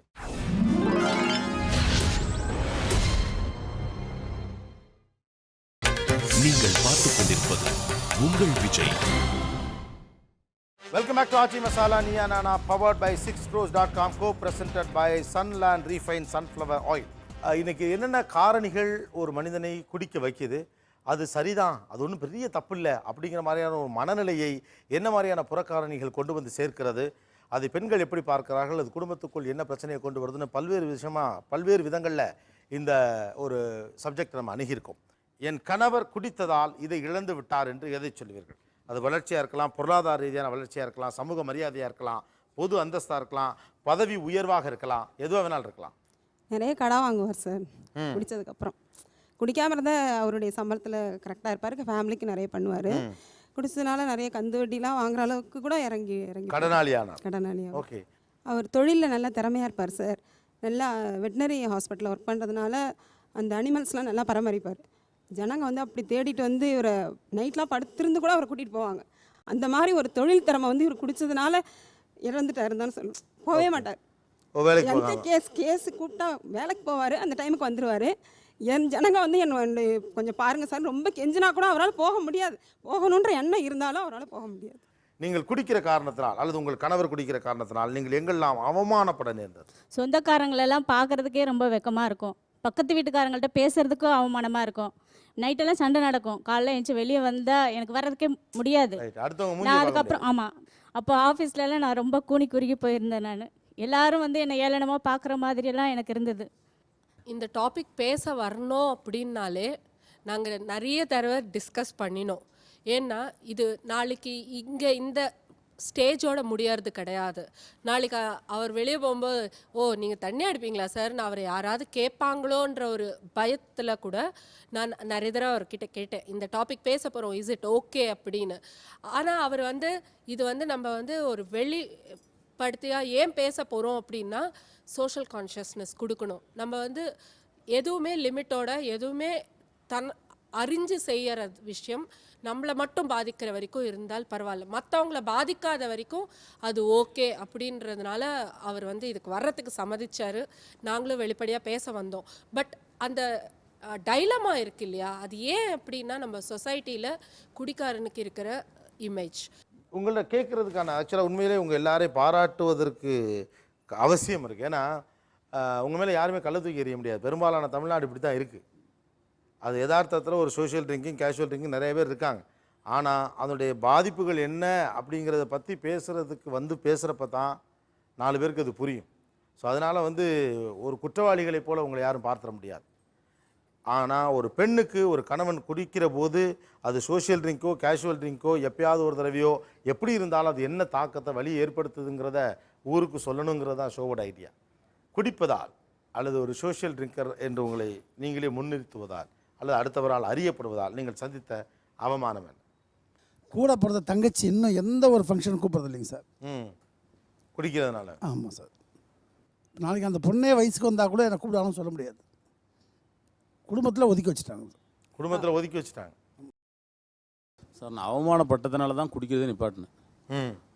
அது ஃபுல்லாக தண்ணி அடிச்சுட்டு ஊரில் உள்ள ஒரு பெரிய மனுஷனாக இருக்கிற ஒரு மனுஷனை போய் ரொம்ப அவமரியாதையாக, அது என்னோட அவமரியாதை பேசினவங்களாம் விட்டுட்டாரு. நான் அவமரியாதை பேசுனதுனால அவர் நேராக டைரெக்டாக என்ன செஞ்சிட்டாருன்னா, அதை விட மன்னிச்சு கூட விட்டுருக்கலாம், தனிப்பட்ட முறையோட போய் என்னை கன்வின்ஸ் பண்ணியிருக்கலாம். நேராக எங்கள் கிராமத்தில் போய் சொல்லிட்டாரு. எங்கள் அப்பாவும் ஒரு ஊர் தலைவருங்கிற முறையில் எங்கள் அப்பா தனிப்பட்ட முறையில் கேட்டார், நீ அந்த மனுஷனை குடிச்சிட்டு பேசுனியா, அவமரியாதை பேசுனியா? நீ பேசுனது உண்மைன்னு சொன்னாக்கா நீ ஊர் என்ன சொல்லுதோ அதை நீ ஏற்றுக்கணும். நீ ஊர் அவர் உன் மேலே அவமரியாதை சொல்லியிருந்தாக்கா அவரை நம்ம எவ்வளோ நாள் ஏற்று பேசிடலாங்கிற ஒரு ஃபைட் பண்ணும்போது நான் எங்கள் அப்பாட்ட ஒத்துக்கிட்டேன். நான் பேசுகிறது உண்மைன்னு சொல்லும்போது எங்கள் அப்பா என்ன அட்வைஸ் பண்ணிவிட்டு ஊர் கூட்டத்தில் போய் உட்காடுறோம். சொன்னால் ஒரு தண்டனை, சொல்லலைன்னா ஒரு தண்டனைன்னு சொல்லும்பொழுது நான் சொன்னேங்கிறத ஒத்துக்கிட்டு சொல்லும்பொழுது எனக்கு 10,000 ரூபா அவதாரம் வச்சாங்க. எங்கள் கிராமத்தில் 10,000 ரூபா பணத்தை கட்டிட்டு வர்றது முக்கியம் கிடையாது. கிராம முறைப்படி காலில் விழணும், அது எல்லாருக்கும் உண்டு. அது காலில் விழும்பொழுது நான் ஃப்ரீ ஸ்டேஜாக நிற்கிறேன். நான் காலில் விழ முடியாது. நிற்கும் பொழுது உடனே எங்கள் அப்பா சொல்கிறாரு, எங்கள் அப்பா ஒரு ஊரில் ஒரு முக்கியம் இருக்கும்போது என் பையன் செஞ்ச தவறுக்காக நான் காலில் விழுந்து மன்னிப்பு கேட்குறேன்னு சொல்லும்போது எங்கள் சித்துவா ஓடி போய் என்னை பிடிக்கிறாரு. தப்பு செஞ்சது அவன், தண்டனை அவன் தான் அனுபவிக்கணும், நீ வேலையை பாருன்னு சொன்னபோது என்னால் ஒன்றும் முடியல. நான் உடனே காலில் விழுந்தபோது 8 தடவை காலில் விழுந்தேன். வீட்டுக்கு போகும்பொழுது எங்கள் அம்மா சொன்னாங்க, குளத்தில் போய் குளிச்சுட்டு நேராக கோயிலில் உள்ள காளியம்மன் கோயிலில் போய் நீ சூடம் ஏற்றி கொளுத்துட்டு நீ நல்ல மனுஷனாக வந்தால் வீட்டுக்கு வா, இல்லைனா வராதாரான்னு சொன்ன பிறகு நேராக இங்கேருந்து போய் குளிச்சுட்டு காலில் விழுந்துட்டு சாமி கும்பிட்டுட்டு நேராக வீட்டுக்கு போனேன். அதுலேருந்து இன்னொன்று வரலையும் குடியை தூக்கி எறிஞ்சிட்டேன். இன்றைக்கி என்னை ஸ்டாண்டில் ஓட்டும் போது என்னை ஒரு பெரிய குடிகாரன்னு சொல்லணும், கலகாரமானும். ஏதாச்சும் பிரச்சனைன்னு சொன்னால் சிவாவுக்கு தண்ணி வாங்கி கொடுத்தா அதை பிரச்சனை சால்வ் பண்ணலான்னு சொல்லிட்டு என்னை அப்படியே பயன்படுத்தியிருந்தாங்க. இன்றைக்கி அப்படி இருந்த பசங்க இன்றைக்கி என்னை டாக்ஸி ஸ்டாண்டில் என்னை ஒரு தலைவராகவும் ஒரு நிர்வாகமும் அந்த ஸ்டாண்டே ஒரு நிர்வாகம் பண்ணுற ஒரு ஆளாகவும் இன்றைக்கி நான் குடியை மறந்துட்டு இருக்கிறேன். 3 சிறப்பு விருந்தினர்கள் இப்போ நம்ம கூட சேர்ந்து பேசுகிறதுக்காக வந்திருக்காங்க. அரசியல் பிரமுகர் அண்ட் சோஷியல் ஆக்டிவிஸ்ட் திரு சுபவீர பாண்டியன் அவர்கள், லெட்ஸ் வெல்கம். நிதி நிர்வாக ஆலோசகர் திரு புகழேந்தி அவர்கள், லெட்ஸ் வெல்கம். அண்ட் எழுத்தாளர் சமூக பார்வையாளர் திரு மனுஷ்யபுத்திரன் அவர்கள். நம்முடைய தமிழ் சூழலில் எந்த ஒரு புறக்காரணி அல்லது எந்த ஒரு எக்ஸ்டர்னல் ஃபோர்ஸ் உங்களை குடிக்க விடாமல் தடுக்குது? கண்டிப்பாக முறையில் என்னோட 2 பசங்க தான் சார். இதனால ஏதாவது ஆச்சு, நமக்கு ஆச்சுன்னா நம்ம தான் ஃபேமிலியோட ஹெட்டு.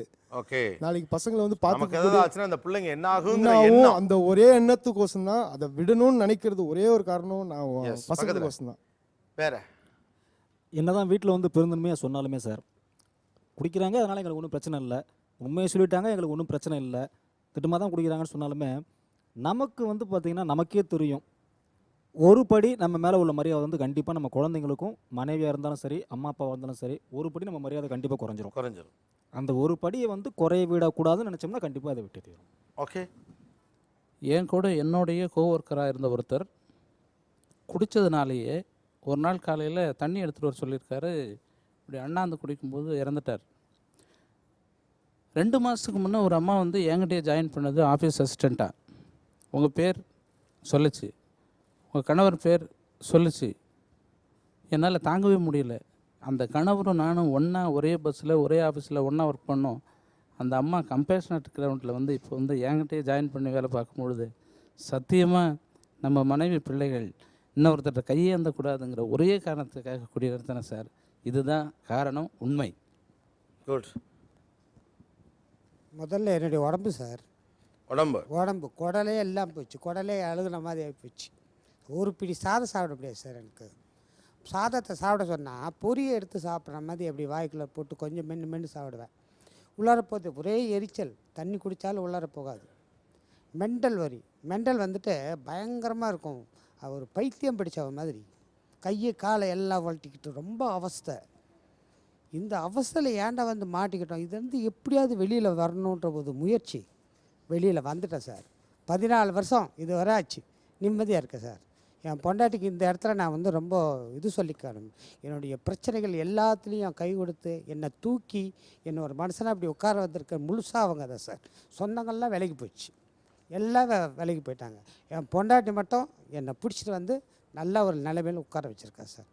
அவள் தான் முழுக்க முழுக்க எனக்கு தெய்வம். அவள் தான் உண்மையாகவே.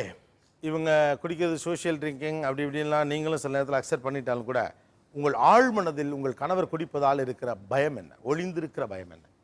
ஹெல்த் இஷ்யூ வந்துருமோன்னு ஒரு பயம், அதுக்கே அடிக்ட் ஆகிடுவாங்களான்ற ஒரு பயம். அடிக்ட் ஆயிடுவாரோன்னு பயமாக இருக்கு, ஹெல்த் இஷ்யூ வந்துருமோன்னு பயமாக இருக்கு. உங்கள் social drinker, that's general term. அவங்க ஹெல்த் கெட்டு போயிடும், அவங்க ஹெல்த் கெட்டு, அதெல்லாம் மீறி he will lose meன்ற பயம்.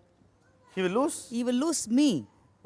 whether he will lose me, whether that will possess him and will he lose me, அந்த பயம். அவர் ஹெல்த் கெடுறது அதெல்லாம் நம்ம பாதுகாப்பாக எல்லாத்தையும் as a wife responsibility எல்லாத்தையும் பாதுகாப்பாக பார்க்கும்போது I have a responsibility for him, but because of this will his responsibility towards me will go down, will he lose me என்ற பயம்தான்.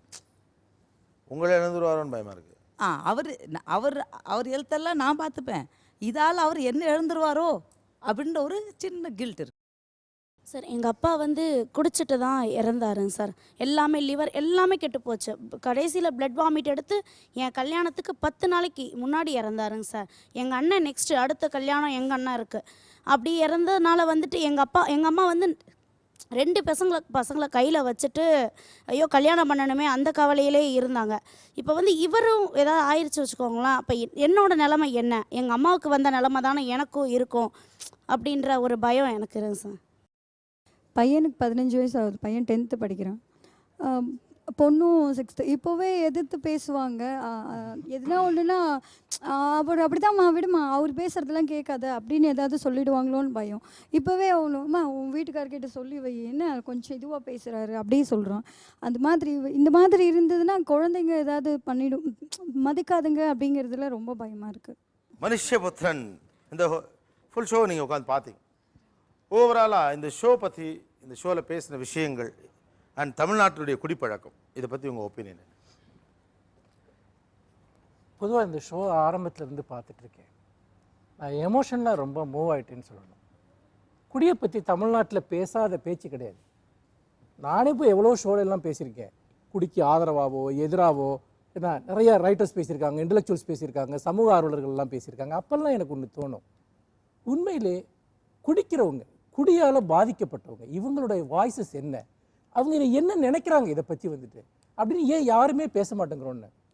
ஆனால் இன்றைக்கி ஆண்கள் சைட்லேயும் சரி பெண்கள் சைட்லேயும் சரி இவ்வளோ பெரிய ஒரு பப்ளிக் கன்ஃபெஷன் வந்துட்டு இதை இன்றைக்கி வந்து ஓப்பனாக எந்த தயக்கமும் இல்லாமல் பயமும் இல்லாமல் பேசுகிறாங்க. ஏன்னா ஒரு சமூகத்தின் முன்னாடி தன்னை குடிகாரனாவோ குடிகாரனோட மனைவியாவோ அடையாளம் கட்டிக்கிறதுங்கிறது எவ்வளோ சங்கடமான விஷயம்னு நமக்கு தெரியும். உண்மையிலே இவங்க எல்லாருக்குமே வந்துட்டு பார்த்திங்கன்னா நான் சல்யூட் பண்ணுறேன் முதல்ல. அதுக்கு அதே மாதிரி இந்த ஷோவை வந்து வேற ஒரு ஆங்கிளில் எடுத்துகிட்டு போகணுங்கிறதுக்காக இவ்வளோ பெரிய ஒரு கேதரிங் உருவாக்கின ஆண்டனிக்கும் சரி உங்களுக்கும் சரி, உண்மையில் இது நம்ம ஒரு அடுத்த டைமென்ஷனுக்கு கொண்டு போயிருக்கோம். அதை இது வழக்கமான விஷயங்களை வச்சுட்டு இந்த ஷோ பேசப்படலை முதல்ல. அது முழுக்க முழுக்க யார் இதற்கு உள்ளே இருக்காங்களோ அவங்க வந்து பார்த்திங்கன்னா இந்த ஷோவை பார்க்குற ஒவ்வொரு தமிழ் குடும்பமும் தன்னுடைய முகத்தை கண்ணாடியில் பார்த்துக்கும். நான் அப்படி தான் நான் ஃபீல் பண்ணுறேன் வந்துட்டு. மனுஷபுத்திரனும் குடியும் அப்படின்னு நான் ஒரு கேள்வி வச்சா என்ன சொல்லுங்க? ரொம்ப நேர்மையாக இதுக்கு பதில் சொல்லணும்னு நினைக்கிறேன். நான் வந்து குடிக்கக்கூடியவன், எனக்கு வந்து குடிப்பழக்கம் இருந்திருக்கு, எனக்கு அதை சொல்லிக்கிறதுல எந்த அவமானமும் கிடையாது.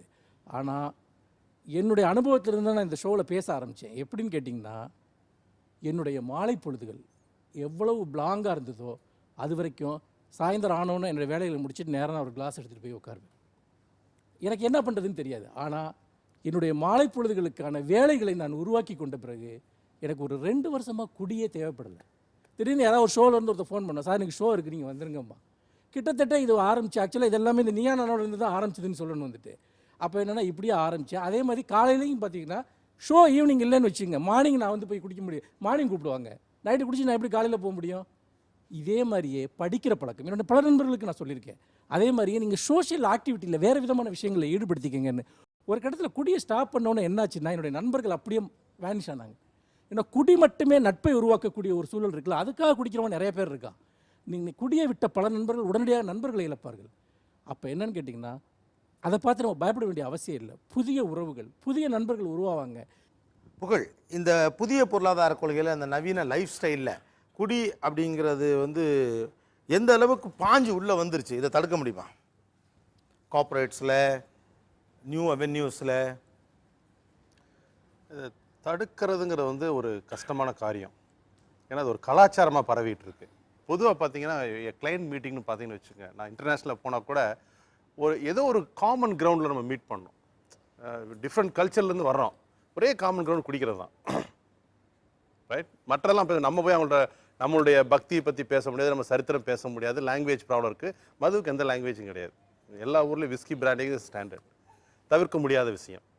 அந்த குணாதிசயம் இல்லாதவங்க ரொம்ப சிரமப்படுறாங்க. சேல்ஸ் மார்க்கெட்டிங்கில் இருக்கும்போது இதெல்லாம் அடிப்படை ஒரு குவாலிஃபிகேஷன் மாதிரி ஆகிடுச்சு. Otherwise very difficult to interact with people. அது தவிர்க்க முடியாது. சில பேர் மேனேஜ் பண்ணிடுவாங்க, சில பேர்னால மேனேஜ் பண்ண முடியாது. அது நீங்கள் சொன்ன மாதிரி அடுத்த விஷயம் நீங்கள் கேட்டீங்க வந்து இதெல்லாம் வந்து நம்ம உள்கட்டமைப்புலையும் அந்த கார்ப்பரேட் கட்டமைப்பில் வந்து குடிக்கிறவங்களுக்கு மரியாதை தராங்க, அது ஒத்துக்க மாட்டேன் நான். அப்படிலாம் கிடையாது.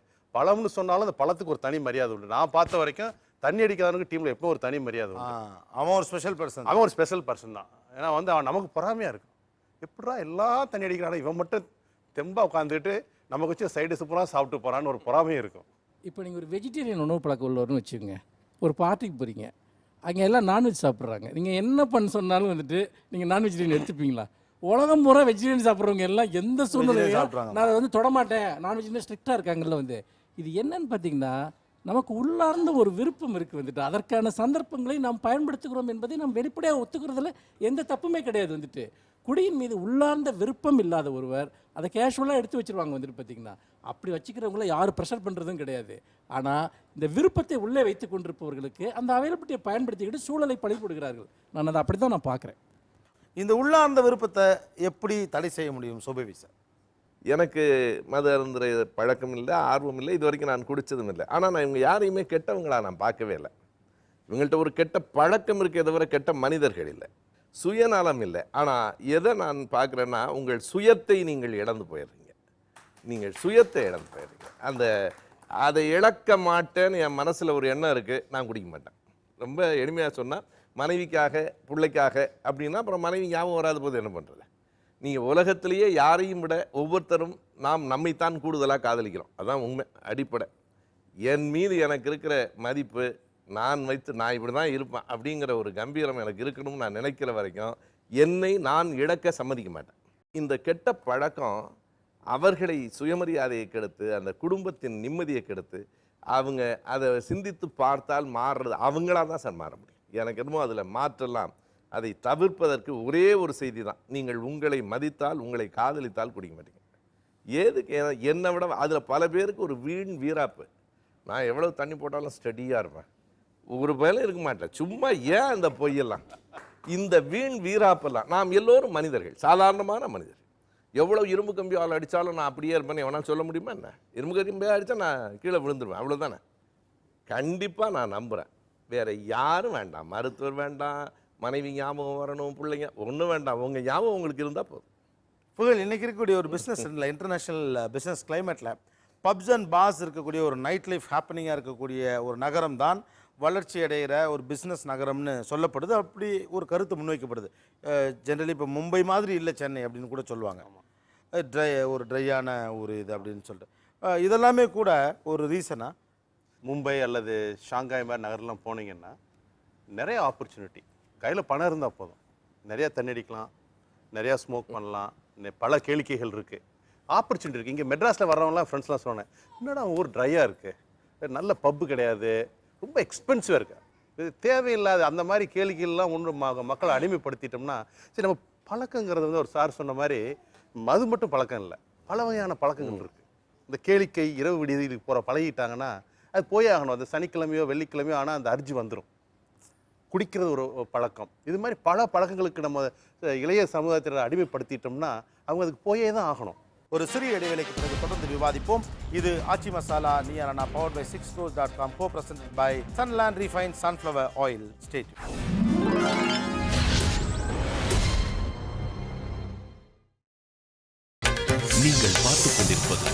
உங்கள் விஜய்.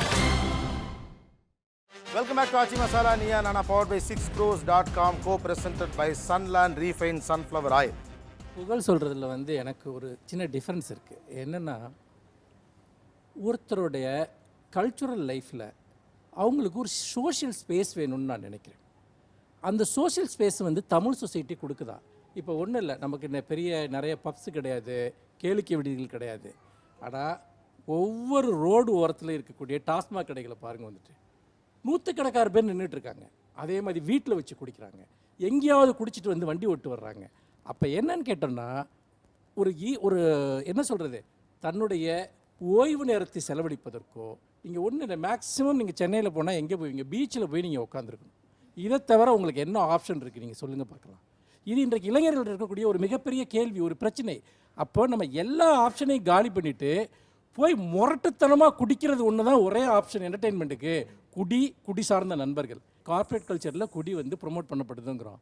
கிராமங்கள்லேருந்து அடிமட்டத்திலேருந்து இந்த குடி எப்படி இவ்வளோ மேலே வருது வந்து ஒரு சொசைட்டியில்? அப்போ இது நம்ம சமூக மனப்பான்மையில் என்ன மாறுதல் நடந்தது இந்த 15-20 வருஷத்தில்? நம்ம சோஷியல் லைஃப்பில், பொலிட்டிக்கல் லைஃப்பில் என்ன மாறுதல் நடந்தது?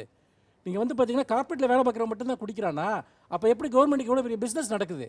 இதை நம்ம யோசிக்கணும்னு நான் சொல்கிறேன் வந்துட்டு. அப்போ என்னென்னா, குடியை மட்டுமே ஏன் இளைய சமுதாயம் தன்னுடைய என்டர்டெயின்மெண்ட்டுக்காக சார்ந்திருக்கு? வந்துட்டு தமிழனுக்கு வேறு பொழுதுபோக்கே கிடையாதா? அவன் வந்து சந்தோஷப்படுறதுக்கு வேறு எதுவுமே கிடையாதா? நீங்கள் வந்து ரொம்ப அடிப்படையான விஷயத்தை கேட்டீங்க. ஏன் குடிக்கணும்னா, நம்ம எல்லாமே அடிப்படையில் வந்து எல்லா ஜீவராசிகளுக்கு ஒரு காமன் ஒரு கேரக்டரிஸ்டிக்ஸ் உண்டு. தன்னிலை மறந்தல் அப்படின்னு. மனிதர்கள் பக்தியில் இருக்கவங்களும் தன்னிலை மறக்கிறாங்க. ஏன் போகிறாங்க? பக்தியில் தன்னை மறக்கிறாங்க. காமத்தில் தன்னை மறக்கிறார்கள். திரைப்படம் பார்ப்பதில் தன்னை மறக்கிறார்கள்.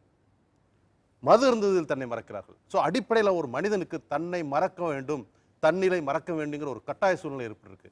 அது ஒவ்வொருத்தரும் ஒரு வகையில் ஹேண்டில் பண்ணுறாங்க. இதை ஹேண்டில் பண்ண தெரியாதவங்க மது ஒரு வகை ஆஃப் ஹேண்ட்லிங் பண்ணுறது தான். ஏன் குடிக்கிறாங்க? தன்னிலை மறக்க வேண்டும்.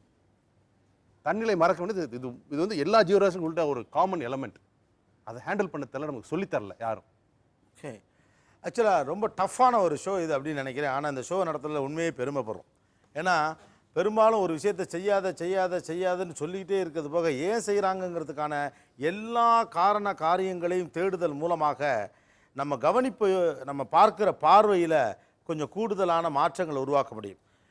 நீங்கள் மட்டும் இல்லை, இந்த ஷோவை பார்க்குறவங்க, ஷோவை பார்க்கக்கூடிய, இந்த மாற்றத்தை கொண்டு வருவதற்கான அதிகாரத்தை கையில் வைத்திருப்பவர்கள், இவங்க எல்லாருக்குமே நம்ம கேம்பெயின் மோடில் தொடங்கி, வாட் இஸ் த ரீசன், நம்ம என்னென்ன செஞ்சுக்கிட்டு இருக்கோங்கிறதுல தொடங்கி, அதை ஒரு சம்பிரதாயமான மறுப்பு அப்படிங்கிற அளவை தாண்டி ஒரு மனிதன் குடிப்பதற்கு என்ன காரணம், அது பற்றி ஒரு சோஷியல் டிபேட்டை கிரியேட் பண்ண வேண்டிய அவசியம் இருக்குங்கிறத இந்த ஷோ சொல்லியிருக்கு அப்படின்னு தோணுது. எனக்கு மனுஷபுத்திரன் சொன்ன ஒரு புது டைமென்ஷன் ரொம்ப பிடிச்சிருந்துச்சு. நம்மளுக்கெல்லாம் 5 மணிக்கு மேலே என்ன செய்கிறதுனே தெரியலைங்கிறது மிக முக்கியமான பாயிண்ட். அது ரொம்ப எளிதான விஷயம். இதை வாங்கி வச்சுட்டா டைம் போகிறதே தெரியாது. 11 மணி ஆயிடுச்சா அப்படின்னு நம்மளுக்கே அறியாமல் வந்துடலாம். உலகம் முழுக்க 5 மணிக்கு மேலே ஒரு வாழ்க்கையை ஒவ்வொருத்தரும் வச்சுருக்கிறான். அப்படியே எடுத்துகிட்டு நீங்கள் எல்லா வெளிநாடுகள்லையுமே அதை பார்க்க முடியுது. போயிட்டு பங்கி ஜம்பிங்கில் குப்பரை குதிப்பாங்க, கடலில் ஏதோ இப்படி ஏறி விளையாடுவாங்க. ஒருத்தன் இங்கேருந்து கோல்ஃபை தட்டிட்டு நடந்து போய் திரும்ப இன்னொரு பள்ளத்தில் தட்டிட்டு வருவான். சாயந்தரம் ஒருத்தன் ஜாகிங் போவான், ஈவினிங் ஒருத்தன் செஸ் விளையாடுவான். அப்படி ஒரு லைஃப் ஸ்டைலை நம்ம வச்சுக்கிட்டதே கிடையாது. நமக்கென்று ஒரு வாழ்க்கையை வைத்துக்கொள்ளாமல் இருப்பதும் கூட நேரத்தை கொள்ளுவதற்காக குடிக்க ஆரம்பித்து பிறகு அது நம்மை கொள்ளக்கூடிய இடத்துக்கு நம்ம நகர்ந்துருக்கோங்கிறதா உண்மை. நீயனாவில் பரிசளிக்கிற நேரம். இந்த ஷோலையே தன்னை ரொம்ப ஜாலியாக ஆம குடிக்காரன் அப்படிங்கிற மாதிரி ஜாலியாக பேசின ஒருத்தர் ஒரு கட்டத்தில் இங்கே ஏற்பட்ட இந்த ஆம்பியன்ஸ் கொடுத்த தாக்கத்தில் ஒரு குடி என்னை எப்படியெல்லாம் ஆக்குச்சுன்னு அவர் புலம்புனப்போ அவர் மனசு தவிச்ச தவிப்பும், மனைவியிடம் கேட்ட மன்னிப்பும், என் மகன் சொன்ன ஒரு வார்த்தை என்னை மாற்றியது அப்படின்னு சொன்னதும், அதை அவர் உணர்ந்ததுக்கும் தான் இந்த பரிசு உங்களுக்கு கொடுக்கணும்னு நினைக்கிறோம். சிரித்த முகத்தோடு வணக்கம். வாங்க சார். திருச்சி மங்களன் மங்கள் வழங்கும் ஒரு கிஃப்ட் வவுச்சர். வாழ்த்துக்கள் சார், தேங்க்யூ. சில நேரம் ஒரு ஷோக்கில் வர்றப்போ இந்த விஷயங்கள்லாம் பேசணுங்கிற ஒரு ஒப்பீனியனோடு வருவாங்க. ஆனால் பல பேருடைய ஒப்பீனியனை கேட்ட பிறகு, அதற்கான வாய்ப்பு கிடைத்த பிறகு அவங்களே ஒரு செல்ஃப் ரியலைசேஷனுக்கு வருவாங்க. கொஞ்சம் சோஷியல் ட்ரிங்கிங்கை ஆதரிக்கக்கூடிய ஒரு மனநிலையில் தான் இங்கே ஒருத்தங்க வந்தாங்க.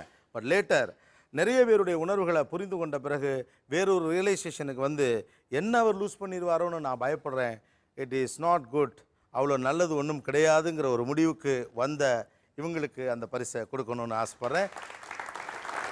சுகர் ஃப்ரீ ஃபுட்ஸ் வழங்கும் கிஃப்ட் வவுச்சர். வாழ்த்துக்கள். அப்படியா சார், ப்ளீஸ் கம். உங்கள் கையிலேருந்து வாங்கிக்கணுங்க. வாழ்த்துக்கள். தேங்க்யூ. ரொம்ப வெள்ளந்தியாக ஒருத்தர் பேசினார் இந்த ஷோவில். பேசின எல்லாருமே வந்து ஒரு சின்ன தயக்கம் இருந்துக்க தான் முடியும். ஏன்னா நான் குடிக்கிறேங்க அப்படின்னு வந்து ஒரு சபையில் சொல்கிறது ரொம்ப கஷ்டம்.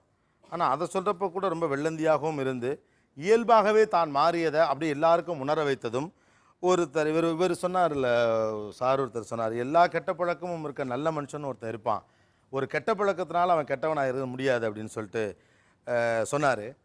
அதுக்கு எக்ஸாக்டான ஒரு உதாரணமாக எக்ஸாம்பிளாக என் கண்ணில் பட்டது அவர் தான். ரொம்ப தங்கமான பாசக்கார ஒரு அப்பா. அந்த அப்பாவுக்கு அந்த பரிசு வாங்க. Tiruchi London hardwares and plywood வழங்கும் ஒரு கலர் டிவி. வாழ்த்துக்கள். தேங்க்யூ. Thank you sir. தேங்க்யூ. குடி பற்றிய, குடிக்கிற பழக்கம் பற்றிய பல்வேறு பரிமாணங்களில் கூடிய ஒரு சமூக விவாதத்தை வெளி அரங்கிலும் ஏற்படுத்துவோம்.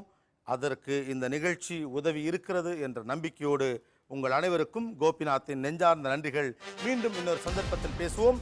இது Aachi masala Neeya Naana, powered by 6crore.com, co-presented by Sunland Refined Sunflower Oil. நன்றி, வணக்கம்.